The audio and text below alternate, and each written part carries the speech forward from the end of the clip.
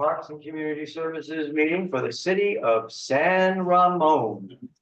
Welcome for coming, and first, we're gonna do the pledge of allegiance.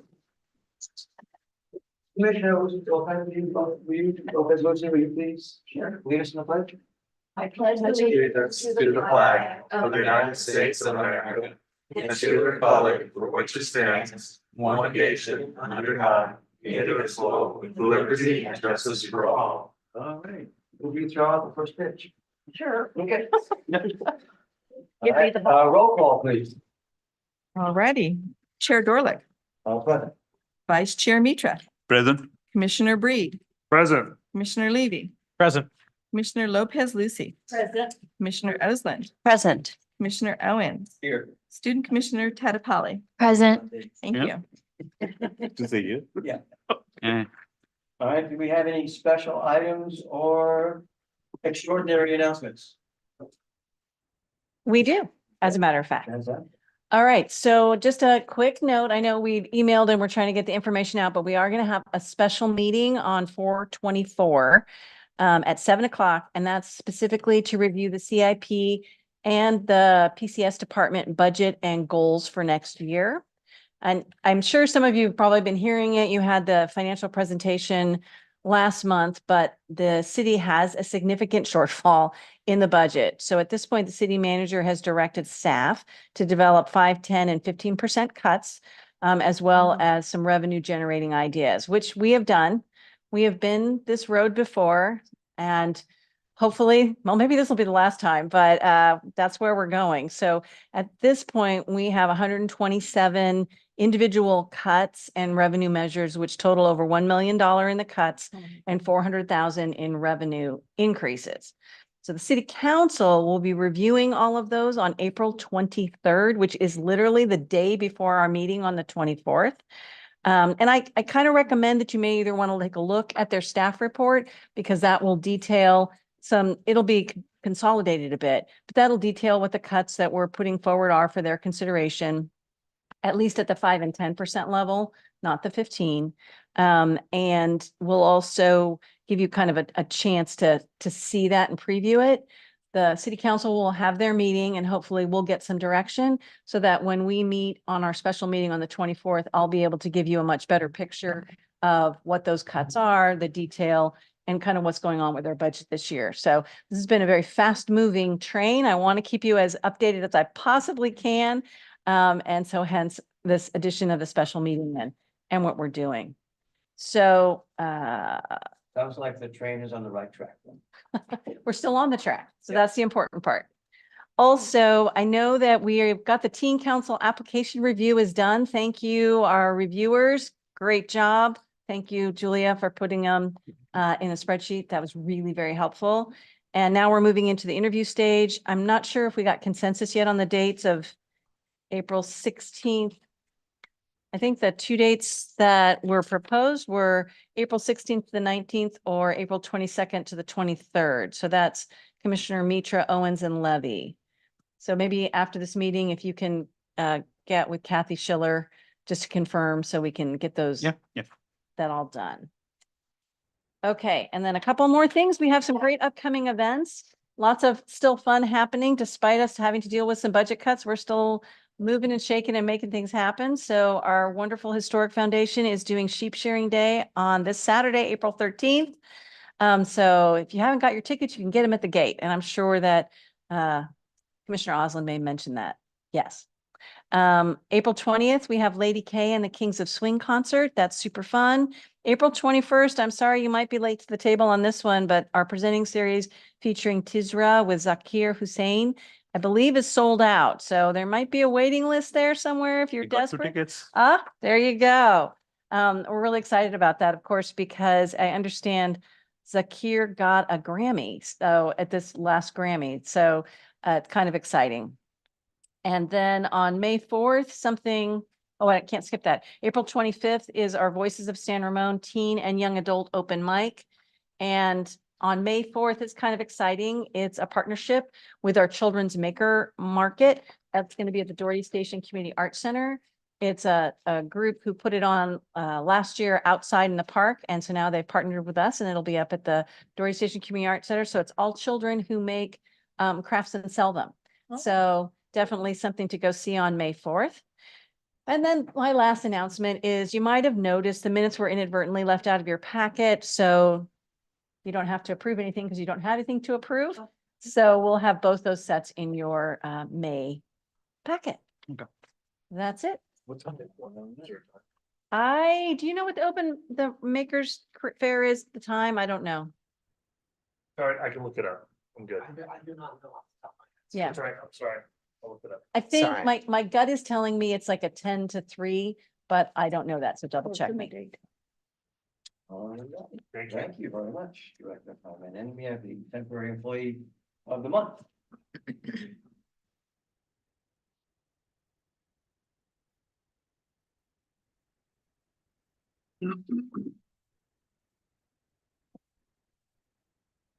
Good evening, commissioners. Today, I'm here to recognize Kimmy Kuznyoshi, the City of San Ramon, the City of San Ramon Parks and Community Services Department would like to congratulate Kimmy for being chosen as the March Temporary Employee of the Month. Kimmy began volunteering for the department as a leader in training, LIT, in 2022. And that summer, Kimmy volunteered 151 hours at Camp Central. She volunteered the second greatest number of hours that year. As a volunteer, she was always very punctual, willing to learn, had a great attitude, was a little bit shy. Since her days as a young volunteer, Kimmy has now been hired as a Parks and Community Services staff member and is currently a recreation leader too. Kimmy wears many hats and works at Camp Central during the summer and Teen Center during the school year. She has really come out of her shell and has become a valuable member of both the camp and teen center teams. Most recently, Kimmy helped the team at the San Ramon's annual camp fair, Party in the Park. At the event, the city mascot, Sam the Crow, usually makes an appearance. Most of the staff working at the event were very nervous to put on the costume, but not Kimmy. She eagerly volunteered and was amazing at being Sam the Crow. As Sam the Crow, she high-fived children, walked around the entire event. And at one point, I even caught her dancing and getting the crowd going. Good job, Kimmy. Thank you, Kimmy, for bringing joy and happiness to all of the youth and teens in San Ramon. You are a very valuable member of the team, and we look forward to having you on the team for many years to come.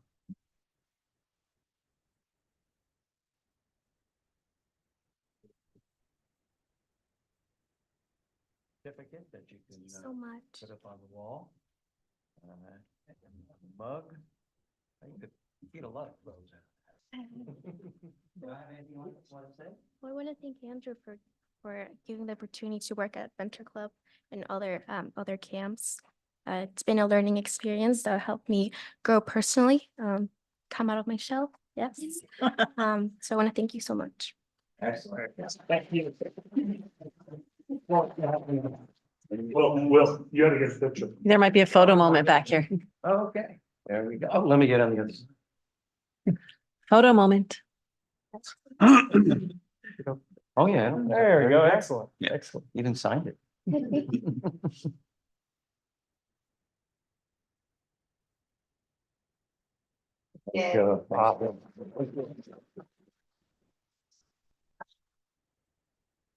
This is usually where I take time to walk back and say, "Approve the minutes," but we don't have any minutes. So, I think that's what comes after the minutes. So Your public comment. we'll have a Yeah. short break. Oh, I knew it was something exciting. So at this time, members of the public are encouraged to address the commission on any item not already included in tonight's agenda. Comments should not exceed 3 minutes. Do we have any public comment? We do not. Okay. Well, then I will continue to say how nice people are supposed to be when they make a public comment. I'll reserve that for afterwards. So we'll go on to the consent calendar. The consent calendar items are considered routine and are acted upon by the Parks and Community Services with a single action. Members of the audience wishing to provide public input may request that the commission remove the item from the consent calendar. And do we have anything on the consent calendar? We do not. You know, one of these meetings, we just got to put something on the consent calendar. I so- plan to. Okay. I good. plan to. You just, it would be really nice. We don't need to approve this. Right, that's why I went back to 7. Yeah. Thank you. Thank you. So we will go on to commission business now, 8.1. And we have the Open Space Advisory Committee 2023 annual report introduced by Mr. Brad Morris and presented by Mr. Don Peoples. Just as a reminder, this is just to receive the report. There is no action required from the commission. Wonderful. Thank you very much, Chair Dorlick. Commissioners, thank you very much for having us here this evening. We're very excited to be here this evening. Mr. Chair Peoples is going to help us with this presentation, talk to you about the Open Space Advisory Committee, our accomplishments over the year, and our goals that we've set for next year. You guys are actually getting a sneak peek because normally we would go to council with this. However, due to everything going on, we've been moved back a little bit, but we're happy to be here tonight to give you a little presentation on that. As Willie alluded to, the Open Space Advisory Committee reports directly to the City Council.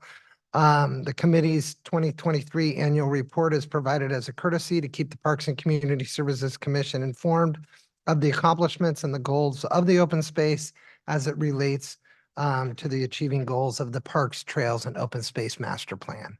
So as you could tell by the report, and I think what you'll see from Chair Peoples is this committee is very, very busy. They have the agendas are always full, full calendar of items that they discuss. Some of the things, I don't want to take all of us thunder, but really got down to those trail hikes, which are always a fan favorite for the community, as well as the Stephen Joffrey, the non-hiking event that they had last February. And they really do a lot of amazing things. So without further ado, I will introduce Chair Peoples, who will take over for the presentation. And Julia, who is also on the committee, is here, as well as myself and Chair Peoples to answer any questions that you might have after the presentation. Thank you. Robert, welcome. Great to see you. Good evening. Glad to be back. I'm Bob Peoples, and I have the privilege to serve on the city's Open Space Advisory Committee. We welcome the opportunity to share the committee's 2023 annual report, which, as mentioned, is going to be presented to the City Council soon, I hope. Now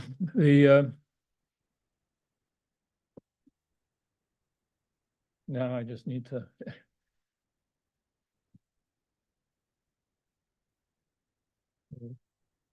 What I did push. Yeah. We'll get this workout. They're great when they work. There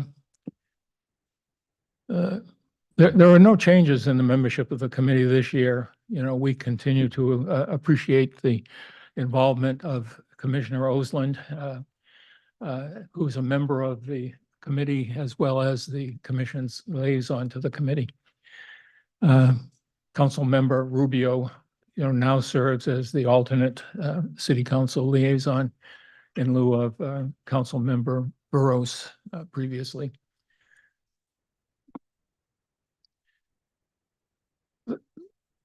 The committee is directed to consider a wide range of issues related to open space in and contiguous to the city, and to advise the city council and the city regarding the charges listed there. I think we also respond to questions and issues posed by the council staff and other city entities. As we recognize additional or emerging issues and concerns, which may be potentially significant to the community, we will bring some of those forwards and begin discussion of those, two of which I will discuss a little bit this evening.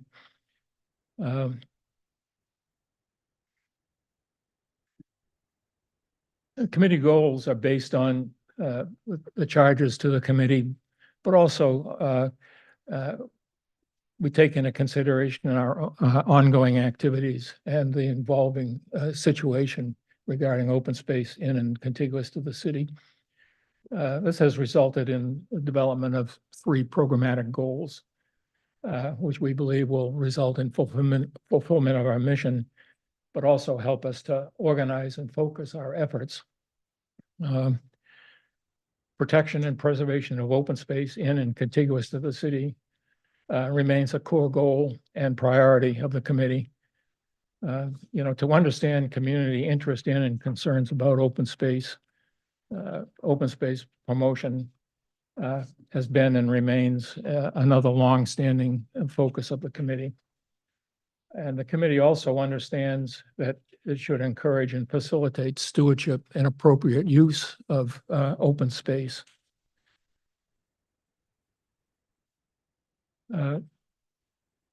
Last year, we had, as was mentioned, we had another active year for the committee and had, I think, a number of accomplishments and activities.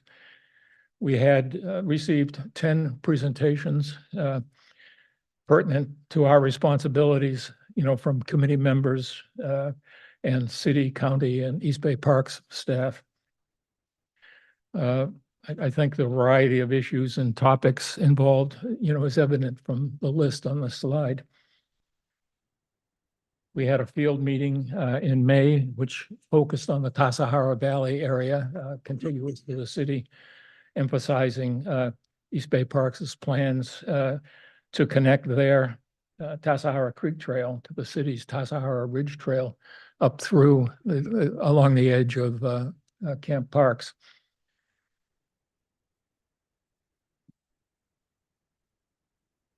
I'd like to talk now about some of the specific activities and accomplishments we had last year. Efforts continued last year to identify and understand the value and importance of open space in the city. This involves some productive discussion and debate about how best to share the information about the nature of this open space.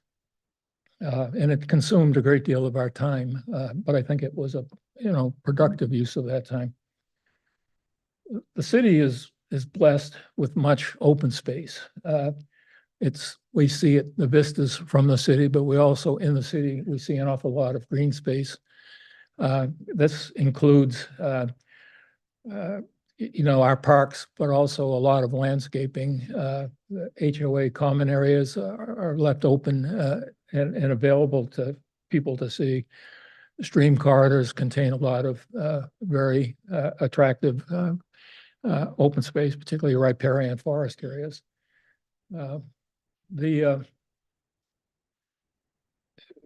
We're interested, we identified this as an area that we might want to look into to see, to understand how much of this open space, green space, exists within the city, and some sense as to what the issues might be related to that.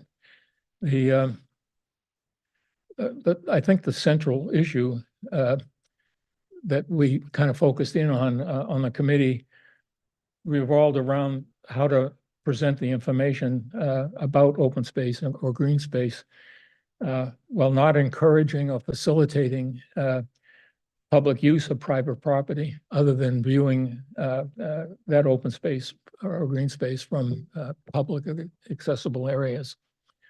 We looked and spent a fair amount of time looking into how to display this information or present this information, including presenting it on maps.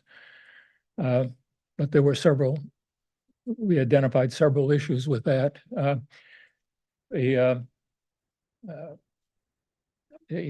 Although maps can display the big picture, they don't capture the details about smaller areas of open space, which can be very important to people.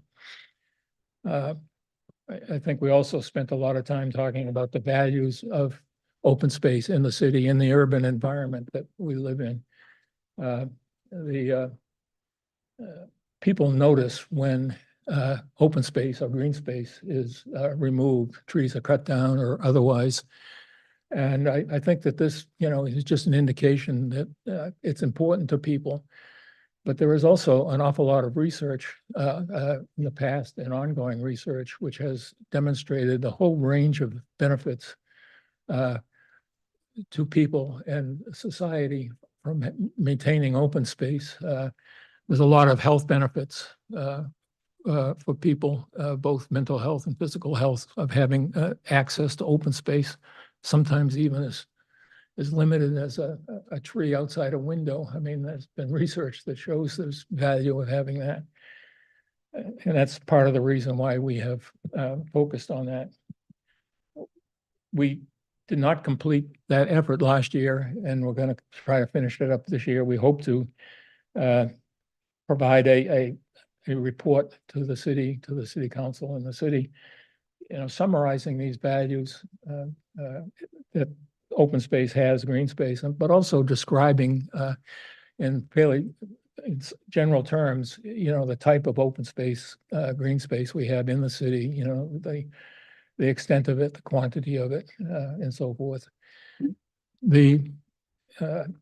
I think the committee also feels that more detailed information can be captured. We probably need to have some additional layers in a GIS system, but the appropriate place for that information is part of the city's digital database, which can be accessed in to deal with a whole bunch of different issues on this.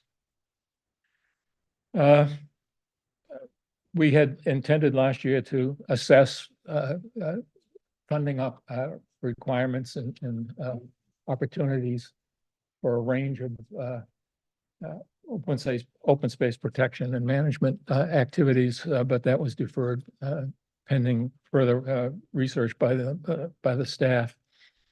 The committee endorsed and applauded the city's decision to, in response to the state's residential housing needs assessment or allocation mandate, by allowing the creation of more than 5,100 new housing units by 2031 within areas already developed within the city, rather than spreading out into open space. And we began to engage with Contra Costa County planning staff and learned about ongoing updates to the county's general plan. There was some discussion about retaining and possibly tightening the urban limit line in the vicinity of San Ramon. Was also raised with the county staff.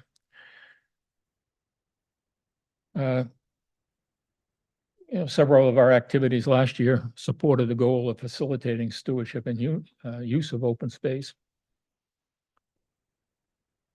The committee was interested in assisting the staff develop the Trails Master Plan, but because of delays in getting the funding and doing the necessary implementation planning, that was deferred to this year. The committee had recommended to the city that the city support East Bay Parks' grant request to the Safe Routes to BART program for funding to connect their Tassajara Creek Trail to the city's Tassajara Ridge Trail. And the city did submit a letter of support. And we also had our annual update from the East Bay Park staff about their efforts related to protecting open space of interest to the city. We undertook several activities in support of our open space promotion and education goal. We had 5 second Saturday hikes through open space in and contiguous to the city. One memorable one, which I had the opportunity to be on, was in October 14th, and we were hiking up on Tassajara Ridge. We got to the top of Tassajara Ridge, right at the peak of that partial eclipse we had, and I was able to borrow a few eclipse glasses, and we spent some time up there just watching that at the maximum point of that. And there was even a 4-year-old that was with us that was really intrigued with being able to look up at the the sun that way. And didn't want to give up. She didn't want to give up those eclipse classes afterwards. We had a special event, second Saturday event in February of 2023. It was a presentation by committee member Seth Adams of Stephen Joseph's superb open space photographs of open space in the city. A number of those photographs you'll see in the presentation here. They're really catch the essence, I think, of the variety of open space that we have. The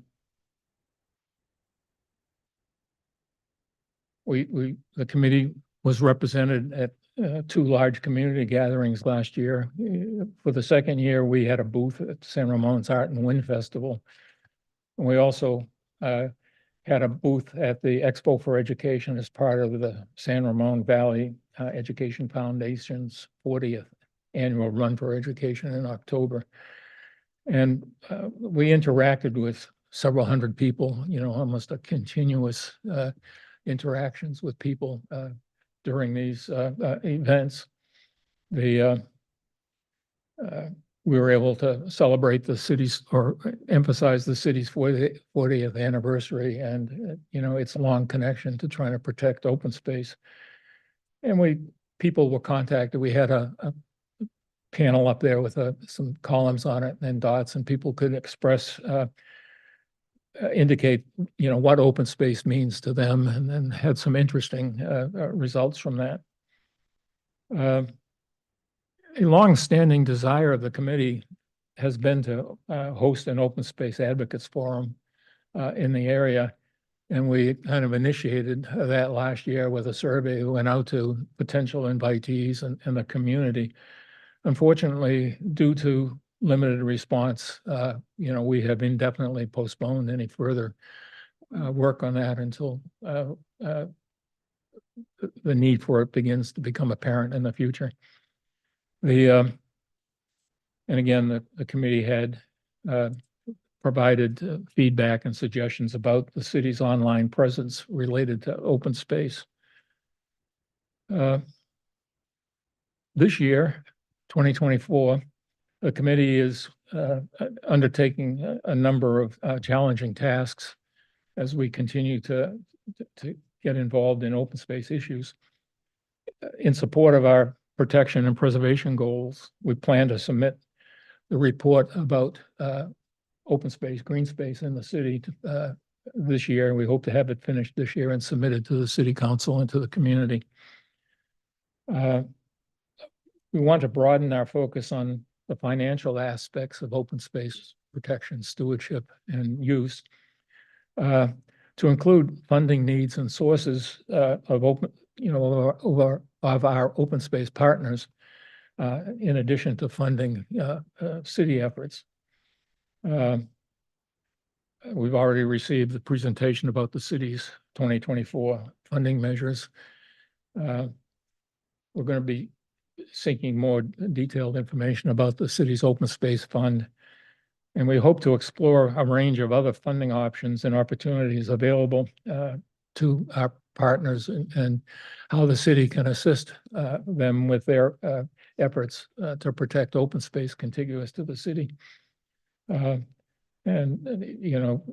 may include some discussion of the ins and outs of grant funding, which is a big issue or a big source of funding for some entities.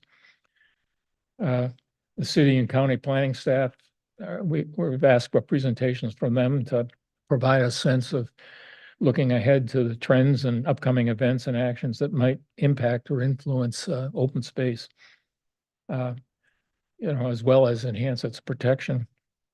I think a particular concern is understanding plans regarding the how the 2026 expiration of the county's urban limit line will impact open space, and what actions we'll be taking and how we can assist with that. A new initiative this year is to look into and raise awareness about issues related to wildfire and open space, and how that affects the city, what risks that has for the city. I think this is becoming a significant issue, as, residents are being confronted with the consequences of this growing threat.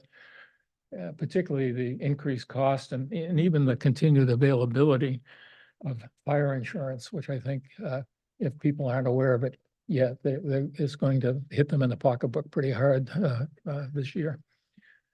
We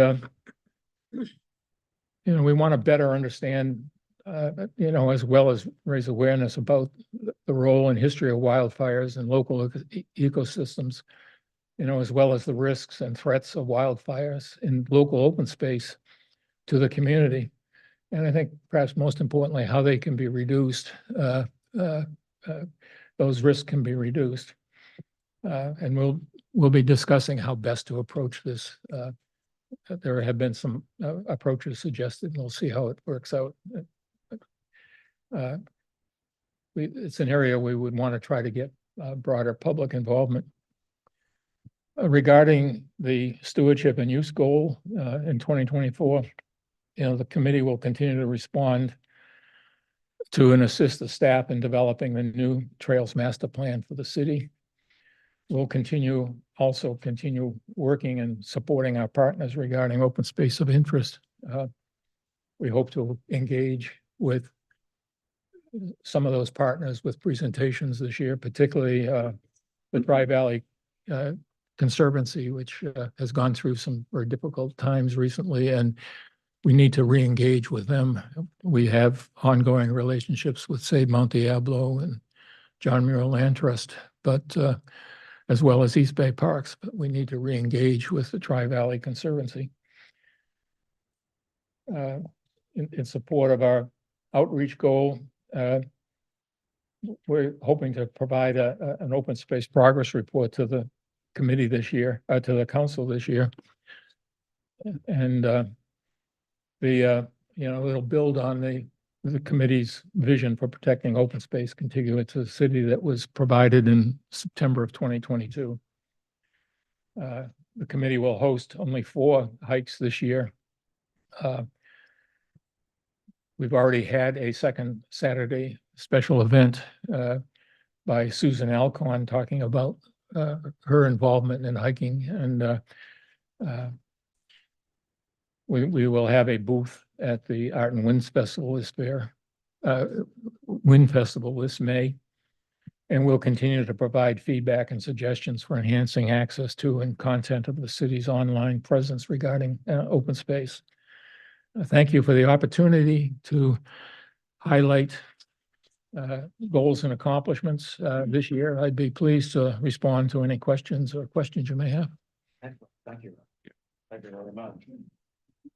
Do any of the commissioners have questions, comments, any verbalization of items and issues they wish to speak at this time? So are question and comments together? They're all verbal. Yes, they are. Yes, can I be verbal? You can be verbal. So, Bob, I'm gonna do questions and comments together for you. So, hey, first of all, thanks so much. And every time I ask a question, I feel like I'm asking a professor who knows so much about open space. So I know how hard you work at it, so I appreciate it. But can you educate me? The one thing I always struggle with is the survey of open space in the city and how that's, that always is a priority, but we keep doing it and how it's progressing. Because I thought, as we build, we would, the planning department would keep track of that also on the survey. So can you tell me how we do it and how it's going, and is it an ongoing thing we do every year? I just was curious on how we keep the inventory up, and once we have the inventory, how it's updated every year. This is one of those, you might say, emerging issues. It's not addressed. It is addressed in the planning, when there is a development. The microphone, because we do have, I think, people online now. You're good. The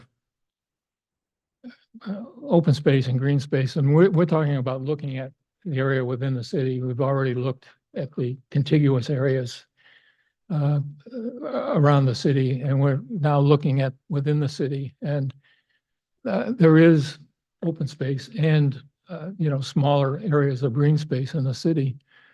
Again, they fairly well documented that those are very important benefits to the city.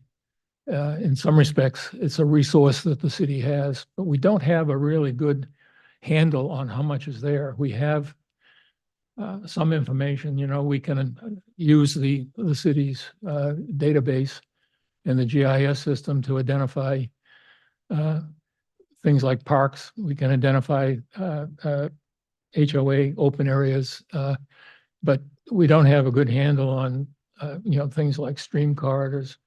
And even when we think in terms of the parks, I don't think you would consider the community center and the parking lots with it as being green space. So we can't, you can't count that in there. So we're just trying to raise awareness about the value of green space and what we have here, so that people will pay more attention to it as we go forward.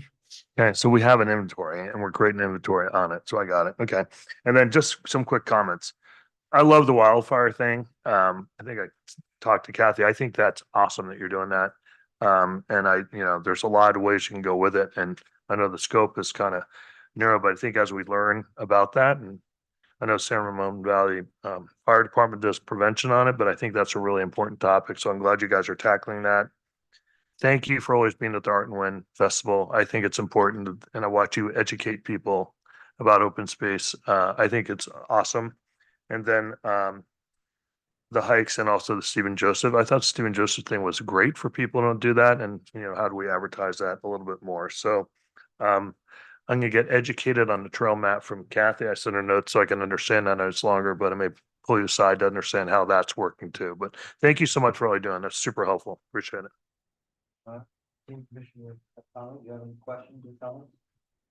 I just wanted to say this is a really great presentation. We hear a lot about open space, but for a lot of us, it's like hard to know like the ins and outs of open space. So this is really helpful. I was just gonna say that like in terms of like education and like kind of educating residents of San Ramon about open space, I think it'd be really helpful if you guys would consider like working with the teen council to educate specifically the teen audience, because that's what we work with the best. And I think it's really easy for us to approach that like specific group of people in San Ramon. So I'm sure the future chair would love to discuss this with you as well. So I'm excited to see where that goes. I think that raises a really interesting point, because we have for some time we have a teen council liaison Right. that have been identified, but we used to meet at 8:30 on Monday morning, Yeah. which was not available. We have just changed our meeting time until 4 o'clock in the afternoon. One of the reasons for choosing that time was to facilitate the participation of the teen council liaisons. And I think the committee would look forward to ideas that we can reach out to the high school, the teenagers in the city to learn more about, find out what they're interested in open space and see how we can involve them in it. Absolutely. I'm sure that whoever the liaison is would be very excited to do that with you. Thank you. Excellent. So we're gonna take a break to see if there's any public comment on this item. No public comment. All right, Commissioner Owen? any Nothing for me. Commissioner Levitt? Sure. Great presentation. I just had one question. You mentioned a couple of times in your presentation about giving feedback regarding the city's online presence when it comes to open space. Can you elaborate a little bit on that? Like what the feedback that you've kind of Well, provided? the city has several different areas on its website which deal with open space, and we have talked about that, the kind of information that we can include on there and the access to it, how to facilitate access to it, and advertise our hikes and that sort of thing. There's a number of different aspects that we've had discussions, and we do this annually, and that gradually we see changes being made as a result of those comments that we provide. Thank you. Commissioner Levitt? That's really a question, but I was reading and studying this. I think you've come a long way, and I service that you really get, because open space is great and we all need it and it's very, very important because just as you said, in health wise, if you can do some walks and things, it makes you feel much better and about yourself and your community. Yeah, some of you may know, I'm fairly recent. We've only been here in San Ramon for 7 years. But one of the things that has struck me is how, and that's also reflected in the vision document we put, is how important open space, both within the city and contiguous to the city, it has been to the city. I'm always impressed looking at the city seal with 3 elements in it. One of those elements is the ridge lines adjacent to the city. So it shows how important to it is. But, you know, we have such a wealth of open space here, both in the city and contiguous to the city, that it's kind of taken for granted that it's there. And it's only in its absence when it's no longer there that people pay attention to it. And that's one of the things I think the committee is trying to do, is to keep the idea of open space and the threats to it in front of everybody so that we can continue to move forward. And there's been an awful lot of progress over the years, and the city does a tremendous job of protecting it in its development of within the city and whatnot. But we still have to keep it in the forefront of people so that they don't say, oh, why is that missing? How about you? No, I'm good. Okay. Really good. Thank you.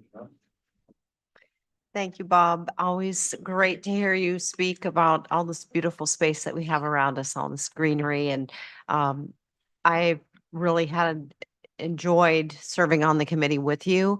And I very much appreciate all the knowledge and your relentless pursuit of making sure that this is an important topic in the city of San Ramon and that we stay in front of it.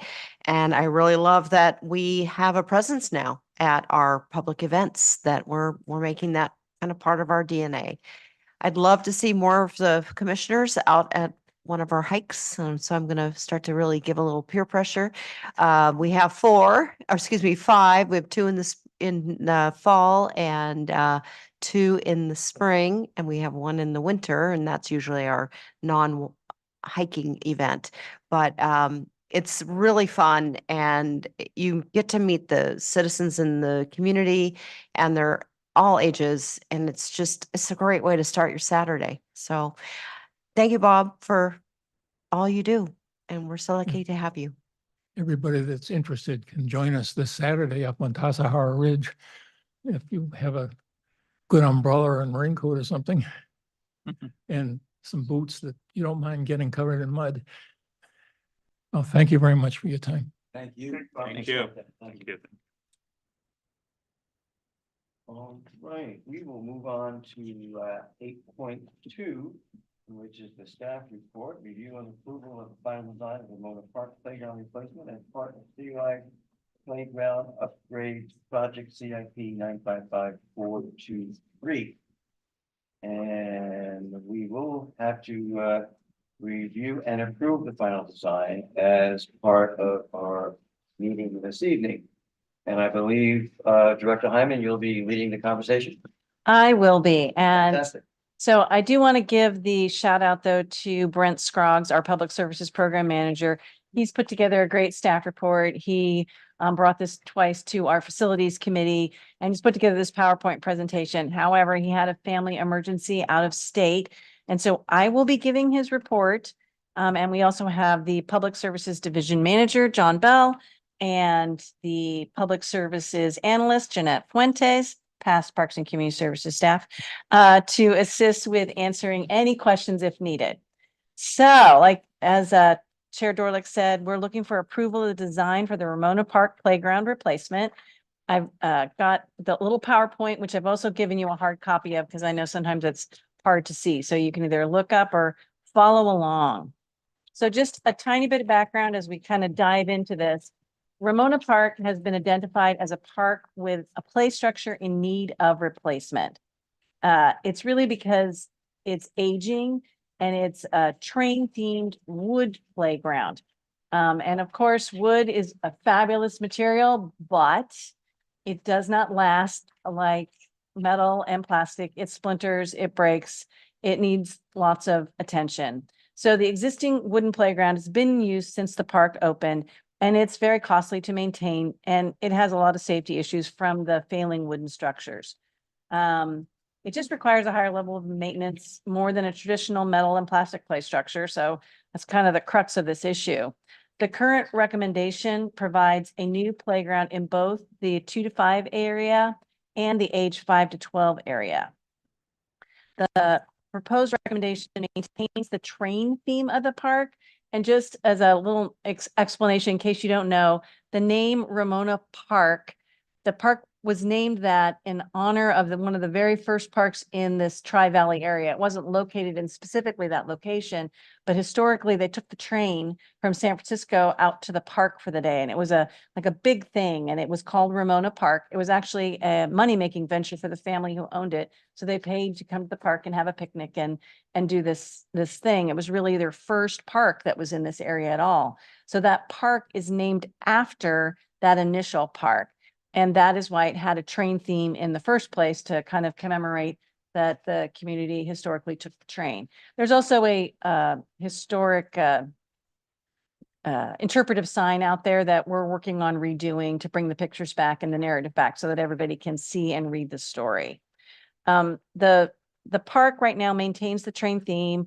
It includes interactive play panels. Those are the kind of things that little ones can twist and bump and turn and play with. Slides, climbing walls, swings, and a train station standing wall at the entrance. The playground surface, because you're probably interested in that, is the ADA approved engineered wood fiber. And a few of the elements are universally accessible for children, both with and without disabilities. So as mentioned, the Parks Commission Facilities Committee met on December 21st to discuss options for the replacement of the park and made some suggestions at that December meeting right before the holidays. And then they met again and on March 27th. Initially, they really wanted to see more of a train theme because the initial playground that was designed was just a pretty basic playground, but was within budget. But they were hoping to have more of a train theme that kind of carried that historic idea through. And so what we have, and what I'm going to show you in just a moment through the pictures, is a train theme. And so the Facilities Committee, when they met on March 27th, was in favor of the designs and a more durable material and felt it would be well received by the community. So they recommended the updated design be forwarded to all of you for consideration. So let's just take a little peek here. So here is I have to get my eyes to go all the right places. This is the existing playground that's out there. It features a country store, schoolhouse, and a train theme. It's for age 2 to 5. So you can see it's really charming, but it's old and aging with the wood. The age group 5 to 12 playground, here you can see it. This is the park originally opened in 2008. They did renovations in 2019, and then annually staff replaces damaged wood for all of the safety reasons. So it didn't, it really, we'd like a playground to last a little longer before it needs as significant of repair. So here is what we're looking at. Now, obviously you can't see all the trees and everything that exist out there. This is just a concept design for you. But as they have to work with this, they have to work within the footprint of the existing playground because we've already got all the infrastructure there. And there are fall zones and things that have to be done around these playground pieces to allow for enough space. So it's a bit of a jigsaw puzzle to put a new playground piece in an existing spot. So this is the 2 to 5 playground. And as you can see, it has that cute little train station facade. So that's where you would see the kids playing like they're the train conductor or using creative play to utilize that. It has several of the panels. That's why they've done the close-up. So you can see some of those that relate to the train theme. And of course, the little kid swings. And then as you move over to the bigger kid playground, that's where it gets really fun. That's where you see the big train, which just, is delightful in its concept so the kids can play the train conductor. And on the flip side of that, I think you can see it on that other picture. You can see it's got the slide, it's got the climbing wall. It has all of the features you'd like to find in a play set, but it also has the train theme. So we did, based on the facilities committee desire, reach out to the community that lives right around that park. So we did both a next door post that was to the whole community about this meeting, and then we did one targeted just to that neighborhood, because I don't know how you all are with next door, but I tend to look at the next door that's right by my house more than I look at everything going on in the city. And I know we do have public comment, so I'm wondering if that's because they saw it, which I kind of hope that maybe we are going to hear from some people who live out there. And we did eGov notices to all of the subscribers of the Parks Commission packet. When you get to cost, I have to put that one a little closer to my eyes. Imagine that. The estimated cost of this playground is $262,000 plus a 20% contingency. And that's because you don't always know what you're going to get into as you do any construction project.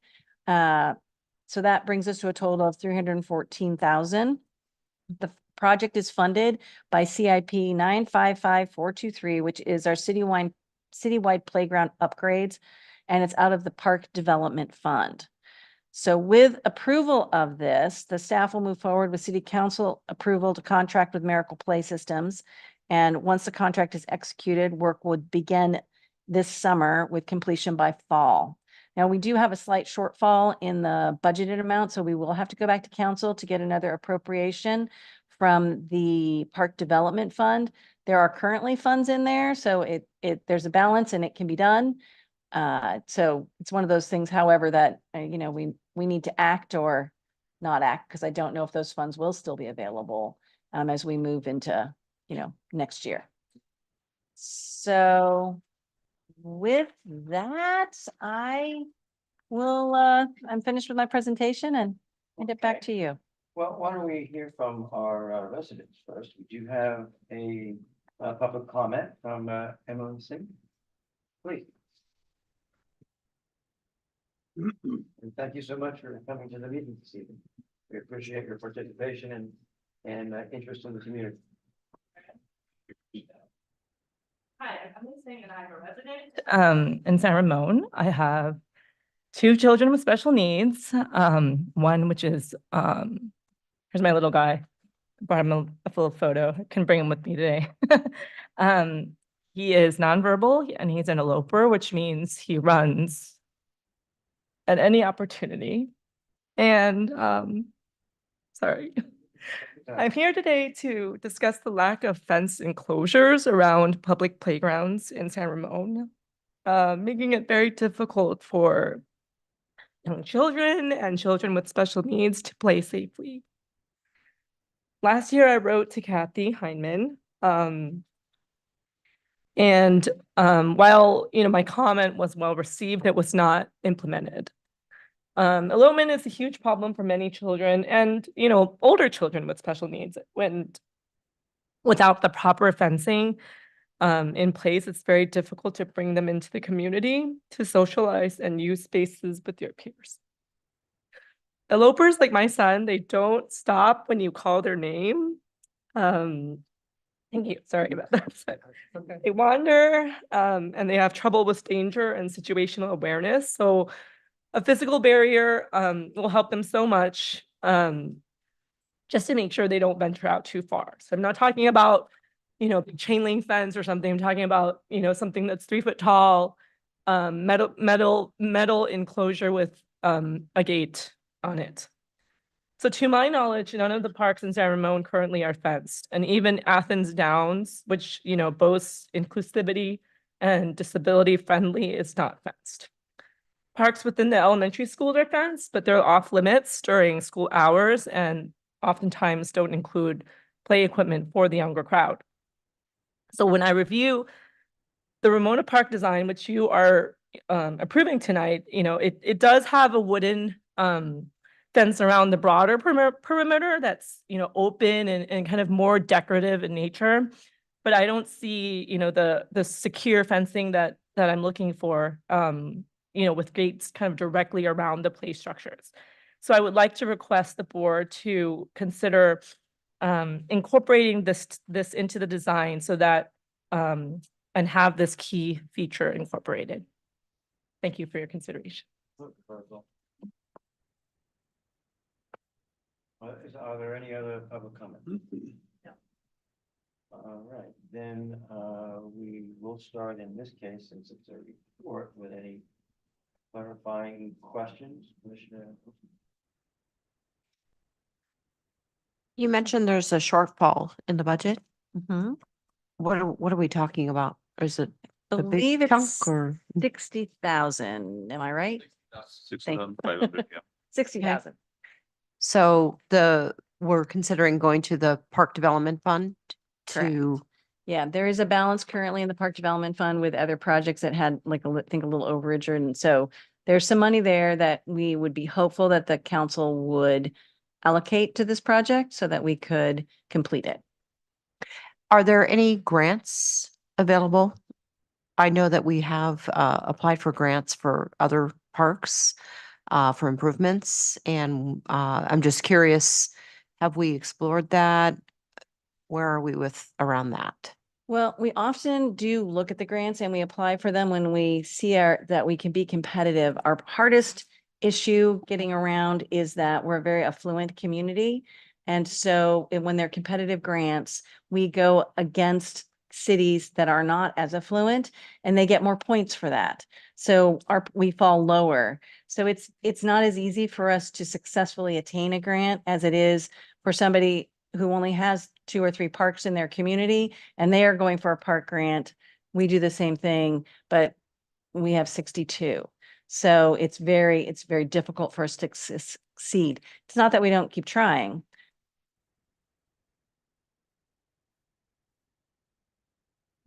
Okay, Vice Chair Mitchell. Oh, Kathy, thank you, Kathy.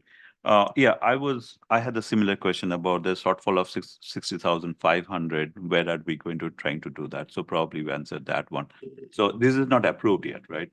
The fund extra shortfall. That's correct.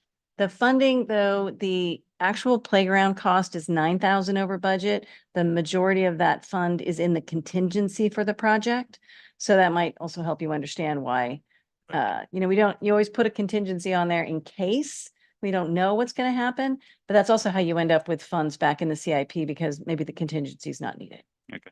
So actual shortfall is 9,000. For the structure. For the structure contingency. Another one follow-up is you talked about the floor is a wooden chips or something. 5-bar. So are we going to keep that the same or are you going to change that? Yes, that would still be 5-bar. And that is ADA accessible. So that would be one of the reasons to do that. The port in place is a different kind of surfacing. So and quite expensive. So that would bring your budget hundreds, thousands higher. Okay, thank you. Commissioner, Thanks, Will. So Kathy, I don't mean to put you on the spot. I know public comment talked about fencing. I'm just kind of curious, like, what does something like that cost in a project like that? When we were on the facilities committee, that's obviously was part of the proposal. I'm sure we were taking in cost into consideration, but I'm curious to get your thoughts on that. I honestly don't know the cost of fencing, and I'm not sure if our other public services people do either. It's something, if you know, I jump on it, but if not, we can get back on that. This is because it's a playground replacement, it's a little trickier to accomplish. But I do appreciate so much the commentary, and I really feel like it's for sure in new parks that come along that we're building a playground, we should look at that and consider that and try and figure that out. And then in the existing parks, it's probably worth trying to figure out which parks it's the most cost efficient to put them in. I don't know if this one is, but we could certainly look into it. Yeah, I think it's just something to keep in mind.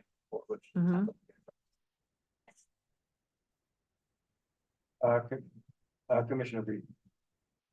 Since I'm sitting right next to you, hey, thank you. Got one of my questions. The other question is, how long will this last versus, so what I'm thinking is we had to do all this maintenance. So how long does the plastic last versus the wood? In sense of, and then is there cost savings long term in the budget because of it? And that is one I'm gonna ask Public Services. We've had plastic playgrounds in 4 years, roughly developed in Dory Valley.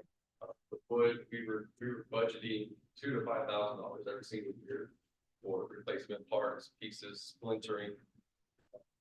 So the plastic lasts much longer. Like, and I forgot my hearing aids tonight, so I couldn't hear. How long did it last? 3 to 5. 3 to 5? Doesn't sound right.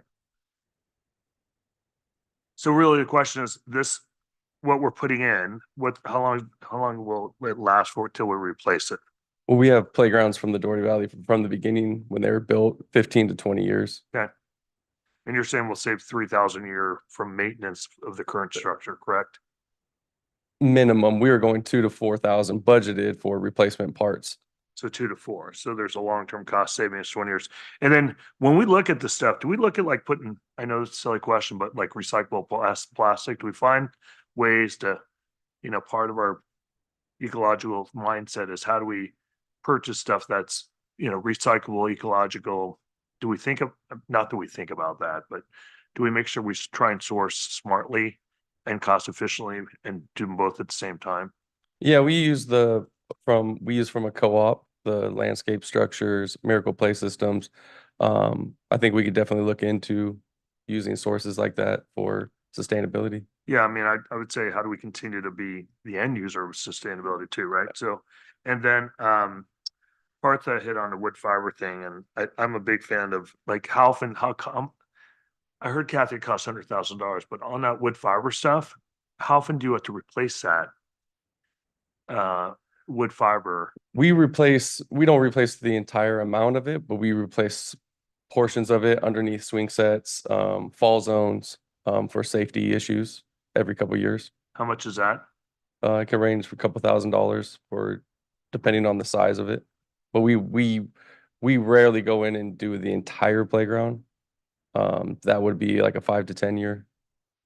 So over a 20-year cycle, you're looking probably about $10,000 then. Okay. Because if you're looking at 2, and I think in the whole ADA thing is, and also the payment long term. And then the last item I have is on cost on it. And this is me probably being too nitpicky, but I read on like where they broke down the cost, there's like a 30-day guarantee on our pricing.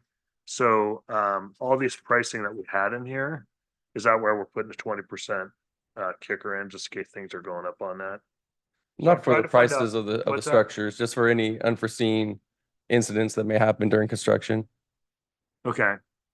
So, yeah, because I just think about the whole budget and how, is there any way we can be more cost efficient on what we're putting in there? And as we work with a third party and some of the, because I'm not an expert on play equipment, but is there a way that we can be more efficient with some of the spending we're doing? Sure, we could look at cost efficiency. This was kind of on the lower end of the playground installation. We had some estimates at 400,000. Okay, I was just thinking maybe from a sourcing standpoint. So Brent did a really good job of working with the manufacturer of trying to find the elements that we thought the community would want and to fit it within the budget. Okay. So there was several revisions that went back and forth. This wasn't just a one-time design and we just ran with it. We wanted to make sure that it fit the budget and it fit the elements that the community needed. I got you. Yeah. And Kathy addressed the community input one. Okay. Thanks so much. I appreciate it. No problem. Commissioner Lopez. Thank you. I think we should in the future, definitely after your presentation, I mean, it really resonates if you have a child that is disabled. So I think I would encourage us to look at that to see how we can do at least, maybe not all of them, of course, but maybe 1 or 2 of them. For just a approximation, it'd probably be around 20,000-30,000 for fencing around a playground. Okay, thank you. Thanks. And Thank you. Yeah, definitely sitting on the facilities committee reviewing this since December has been interesting. One thing I don't think was fully captured in this staff report that I think would be, illustrative to the rest of the commission is some of the alternative proposals that were just sort of brought up originally for cost comparison purposes. I believe Brent put together a proposal for a more generic sort of off the rack play structure, not that that's necessarily what anyone wanted, but just to give you an idea of how much more the train type costs versus a more generic one. Do you remember, Kathy, what that kind of cost difference is, a ballpark? It's not that much. I do remember that. It was significant enough though, because I think Yeah. it was taking us a good 50 or 60,000 at least out of our budget. And Yeah. then there was the super nice one that was like really expensive. Yeah, which we ruled out, but yeah, there's definitely a cost difference that the train, customization comes at that cost, but no matter what, play structures are expensive, period, even off the shelf ones. That's the reality.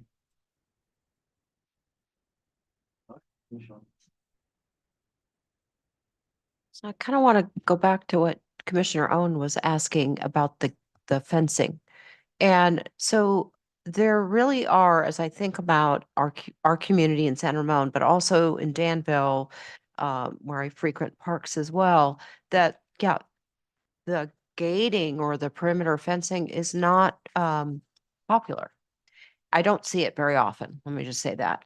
And I'm just curious, Kathy, is that a trend that is just been within parks having these open areas that kind of merge into the older playground with the smaller, the younger ages into the older ages, without having a delineation of a space marker so that you can keep the little ones contained? I'm just curious if this is just sort of a trend that parks take in this area. You'll see parks fenced frequently when you're in a more of a city area, and they have a dual purpose then, right? Because you don't want the kids to run out into the street. There may be more foot traffic. And so more frequently you'll see them in those areas. But her point is incredibly well taken, because it is true that if you're building a park that is going to be appropriate for a child who is a runner, then you need a perimeter. Most of our fences have the split rail. Most of our kids' playgrounds have a split rail, or they might have a hedge, but the pathways are still open. And to my understanding, and I am not an expert, so let me just help with my own understanding. It doesn't have to be giant, and it doesn't have to have a latch that's really strong. It just has to be a visual barrier that stops them from the bolt. So I think, like I said, I think it's definitely something we should consider in at least a few of our parks, but it's certainly not a universal thing that you would put on every single park that you have, because the kids do like to move from playground to playground, and it's just pragmatically beautiful open areas, and we're nowhere near parking lots. So it's nice to have that open feel, but it would definitely be, I think, a highly praised attribute in some parks. Any other questions, comments? These are questions. No, they're just. You got a comment? I do. I really like this park a lot. I really like where you guys took it. I'm looking at you, Commissioner Levy, and Commissioner Owen. I missed the last meeting, and I was at the first one, and I really like how this evolved. I think children really love trains, and I think that the imagination and the simplicity of this will really create a lot of creativity for a variety of ages. I have some concerns also for the openness of it. This park has always been open. I'm really liking that maybe we need to step back and, we need shade. There's a lot of things that we need, seating. But maybe also considering adding some, even if it's green hedges, that could be an economical way to create barriers, to keep children contained. I'm really appreciative of our residents' public comment. I have younger grandchildren, and they like to go to the big park when they're really not old enough to go play there, but they they see it and they want it. So I understand the difficulty it is to hold someone back when they really, there's no barrier and they run. So I appreciate the public comment. My situation's a little bit different. So I have a lot of empathy for what she has to deal with. So I think, you know, financially, we gotta really be careful because we love all of our parks and we want to make them all really, really great. I love this one a lot. I have some concerns about not having some barrier, and also the fact that we don't have the budget for it. So just want to make that comment. It will. Unless, Are you back on the docket? no, I don't know. Okay, well, we'll go to Commissioner Lopez Lucy first. I spoke. Oh, okay. Yeah, it's all screwed up. It's okay. All right. Commissioner Bree, do you have a? Just a comment. I'm sorry. I should have did them both at once. I apologize. Well, hey, here's my comment. I actually went over and hung out at the park for a little bit. Because I initially was struggling that as our community changes and people aren't moving out of houses, do we need to have our parks change to meet that need? And Kathy did surveying it. So I was talking to a lot of people. These structures get used a lot, especially on Saturdays. And this is totally off base, but I was talking to like 10 people. They're like, hey, can you mention that? Because it's a beautiful park, by the way. I think that park's awesome. But they're like, hey, they'd like to get a dog run because when they're, you know, on the left-hand side, they think a dog run could be good. They want the bocce courts to turn to basketball courts. So I shared my feedback that they gave me while I was asking questions on it. But there's a lot of passion on how beautiful the park is and what a great job you guys we do as a city and renting the space out and keep it active. But there is that strong desire for I know the pet thing is a big deal, but there's a lot of pets. And once the park gets more active, they have to scatter. And I think people have called the police on them, so they brought that up pretty aggressively. The one thought I would have is on the whole fence and funding issue. You know, is there a third option that we can look for? Like, let's say, you know, we identify there's an opportunity within the community that we need funding. Is there a federal grant? Is there other sources of money we can do because there is a need based on, you know, special need within the community? Is there other places we can look versus, you know, once we identify this, being in touch with the community, we have an opportunity.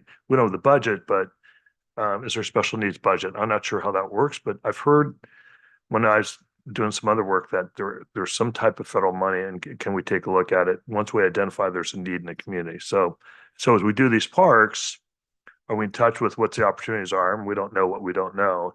And then if there is there a way that we can tap another money? I said it like 5 times. I apologize, but I was just thinking about it in my head as, you know, what's the third option to try and solve this problem, right? So Yeah, I think looking into grants is a great idea, Yeah. and we're pursuing grants in a variety of different areas in the city right now. yeah, but you know, from a ADA or type of Mhm. grant, right? Okay, Yeah. you got me. Thank you. Yeah. Yep. Thank you for listening. No problem. I see going to you. Do any of the commission have any comments? Okay, so we do need to take. Yeah. Oh, okay. I too, when, you know, we're supposed to approve this, but there again, we're approving something that we really don't have all the money for. So I'm worried about if we approve this, and we can't get the extra money from the city council, where does that leave us? Well, if you approve the design, so again, go back to the Okay, just conceptual the design. Yeah, You're concept and, you know, the Correct. training. You're approving the design. If we're unable to access the other money, then it will sit while we figure out how to get more money. More money. So that's probably not as much of your worry, but I did want to make sure that, I think we all want to make sure we highlighted it. Right. So you understand what the cost of, and as we've had conversations before, trying to educate as we move through park development and new parks, how much things cost. And so we get a better, all of us, myself included, a better understanding of, you know, when you're looking at a conceptual design, let's just say for the woodlot that's coming up, that we go, okay, we want to put a play structure in there. Well, that's going to cost at least this much. And then when we get the really cool ones with all the bells and whistles, they cost a lot. So that's a really technical term, right? It is. All right. Did that answer your question? Yes. Yeah, so, yeah, we're not necessarily looking at the budget, but we're looking at the design and the intent behind the park and. You know, whether we just want a train station, whether we want a cafe there as well, or a jail or something like that. All right, so with that in mind, is there a motion to approve the final design? of- Yes. yeah, I move we approve, the final design of Ramona Park and, move it forward for funding. So I just move we approve the final design of Ramona Park, Playground Park. Is there a second? I'll second. Okay. Got it. A mover and then a shaker. Okay. You may need to hit the mover thing on here, Steve. I got it, thank Yeah. you. I don't. All right, that Thank you, worked. Dave. Yeah, I'm just trying to get things going. That worked. Okay. So, commissioners, please vote.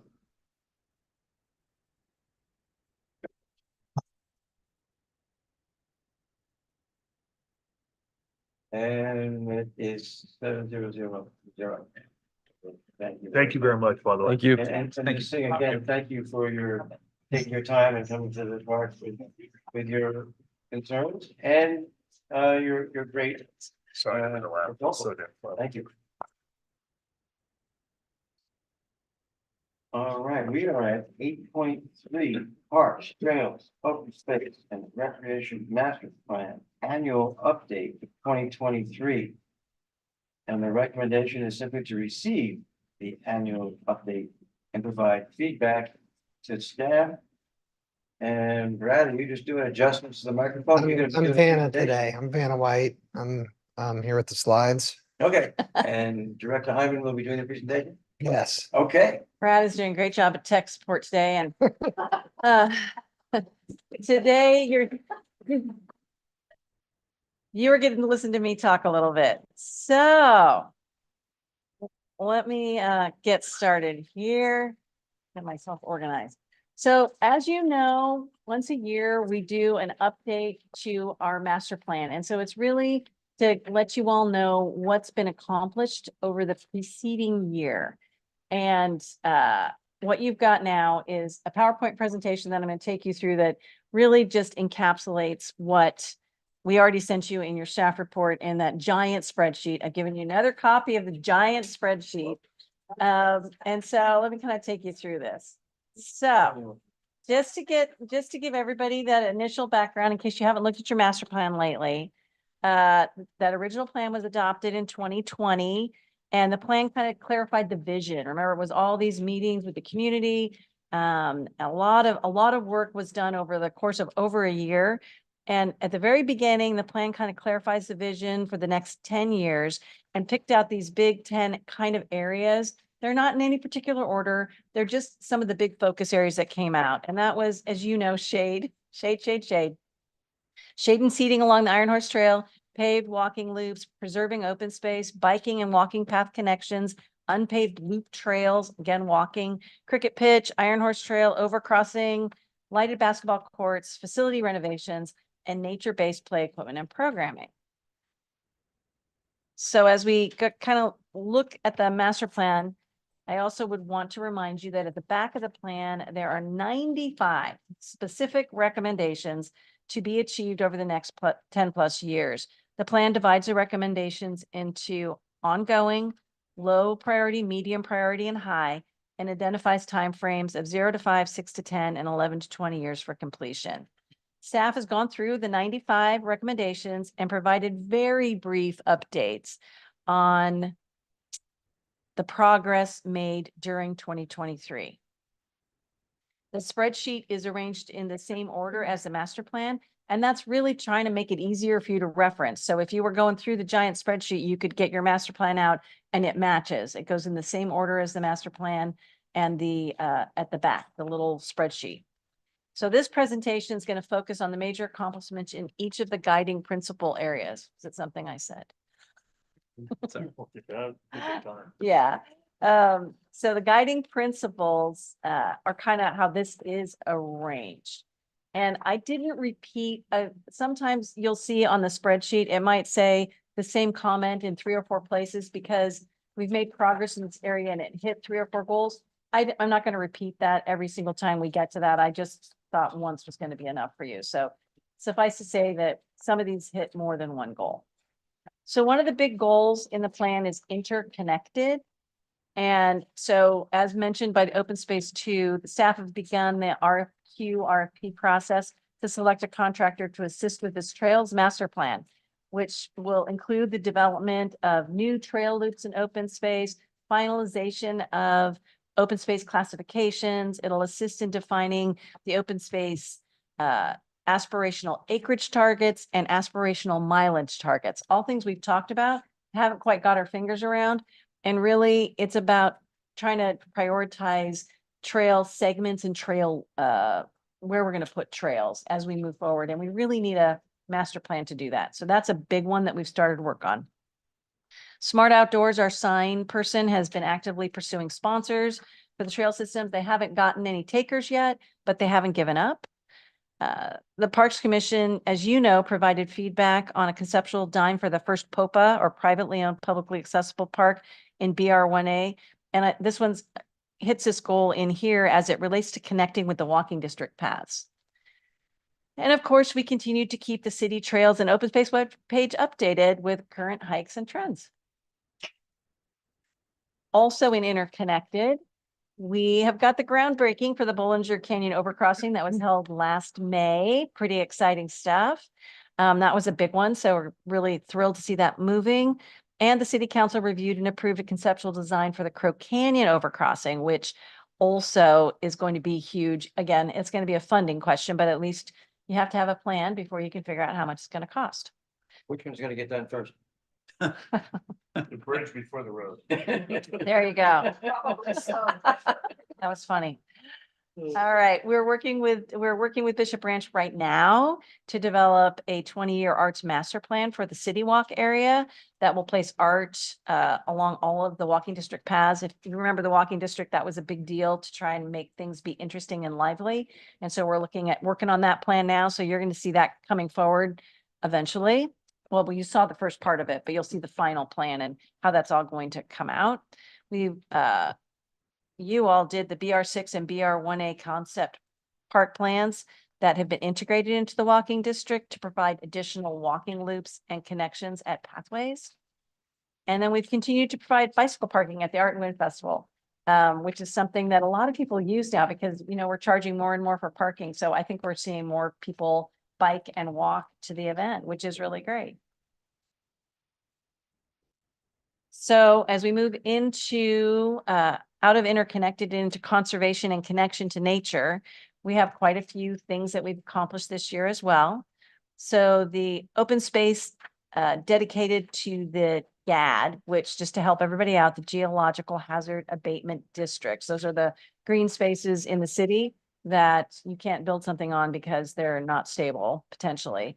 So there's some open space that's in that area and it will come to the city, anticipated this summer. We partnered with Sports Basement to provide some outdoor recreational informational workshops, gait analysis, bike maintenance, prepping for winter, some fun activities. The OSAC got an update from East Bay Regional Park on current plans and a guided field visit to the Tassajara Ridge to see new and future trail connections. So that was also really great. And of course, you heard we've continued to offer the lead hikes and one outreach event in conjunction with Open Space, which have been very popular and a great way to communicate with the community about these topics. We've also installed new irrigation system as a part of the organic garden refurbishment at Forest Home Farms. We continue actually as public services, give a shout out over there, to replace all the older irrigation controllers, convert additional turf areas to drought tolerant shrubs with bubblers for irrigation, which use less water and meet some of those water conservation goals. As a side note, I think it's the state of California really is not too happy with anybody just putting grass for the sake of beautiful landscape. If you're going to put just a green grass lawn, it needs to have a purpose. So a sports field, someplace that you're intending people to picnic on, but just a pretty grassy hill needs to be drought tolerant now. So our public services department does a great job moving that forward. We've installed concrete flooring in the sheep barn at Forest Home Farm. And then, of course, we finalized that concept earlier this year for Crow Canyon Gardens that has that focus on nature and gardening and includes the preservation of one room of the MUDS building and a nature-based play area for which we could consider a fence. Also in conservation and connection to nature, we've incorporated specialist compost talks into the nature day camp. So the kids can learn about composting. We've partnered with UCMG, which is the UC Master Gardeners, to offer an introduction to planting workshops to teens, which has also been kind of fun.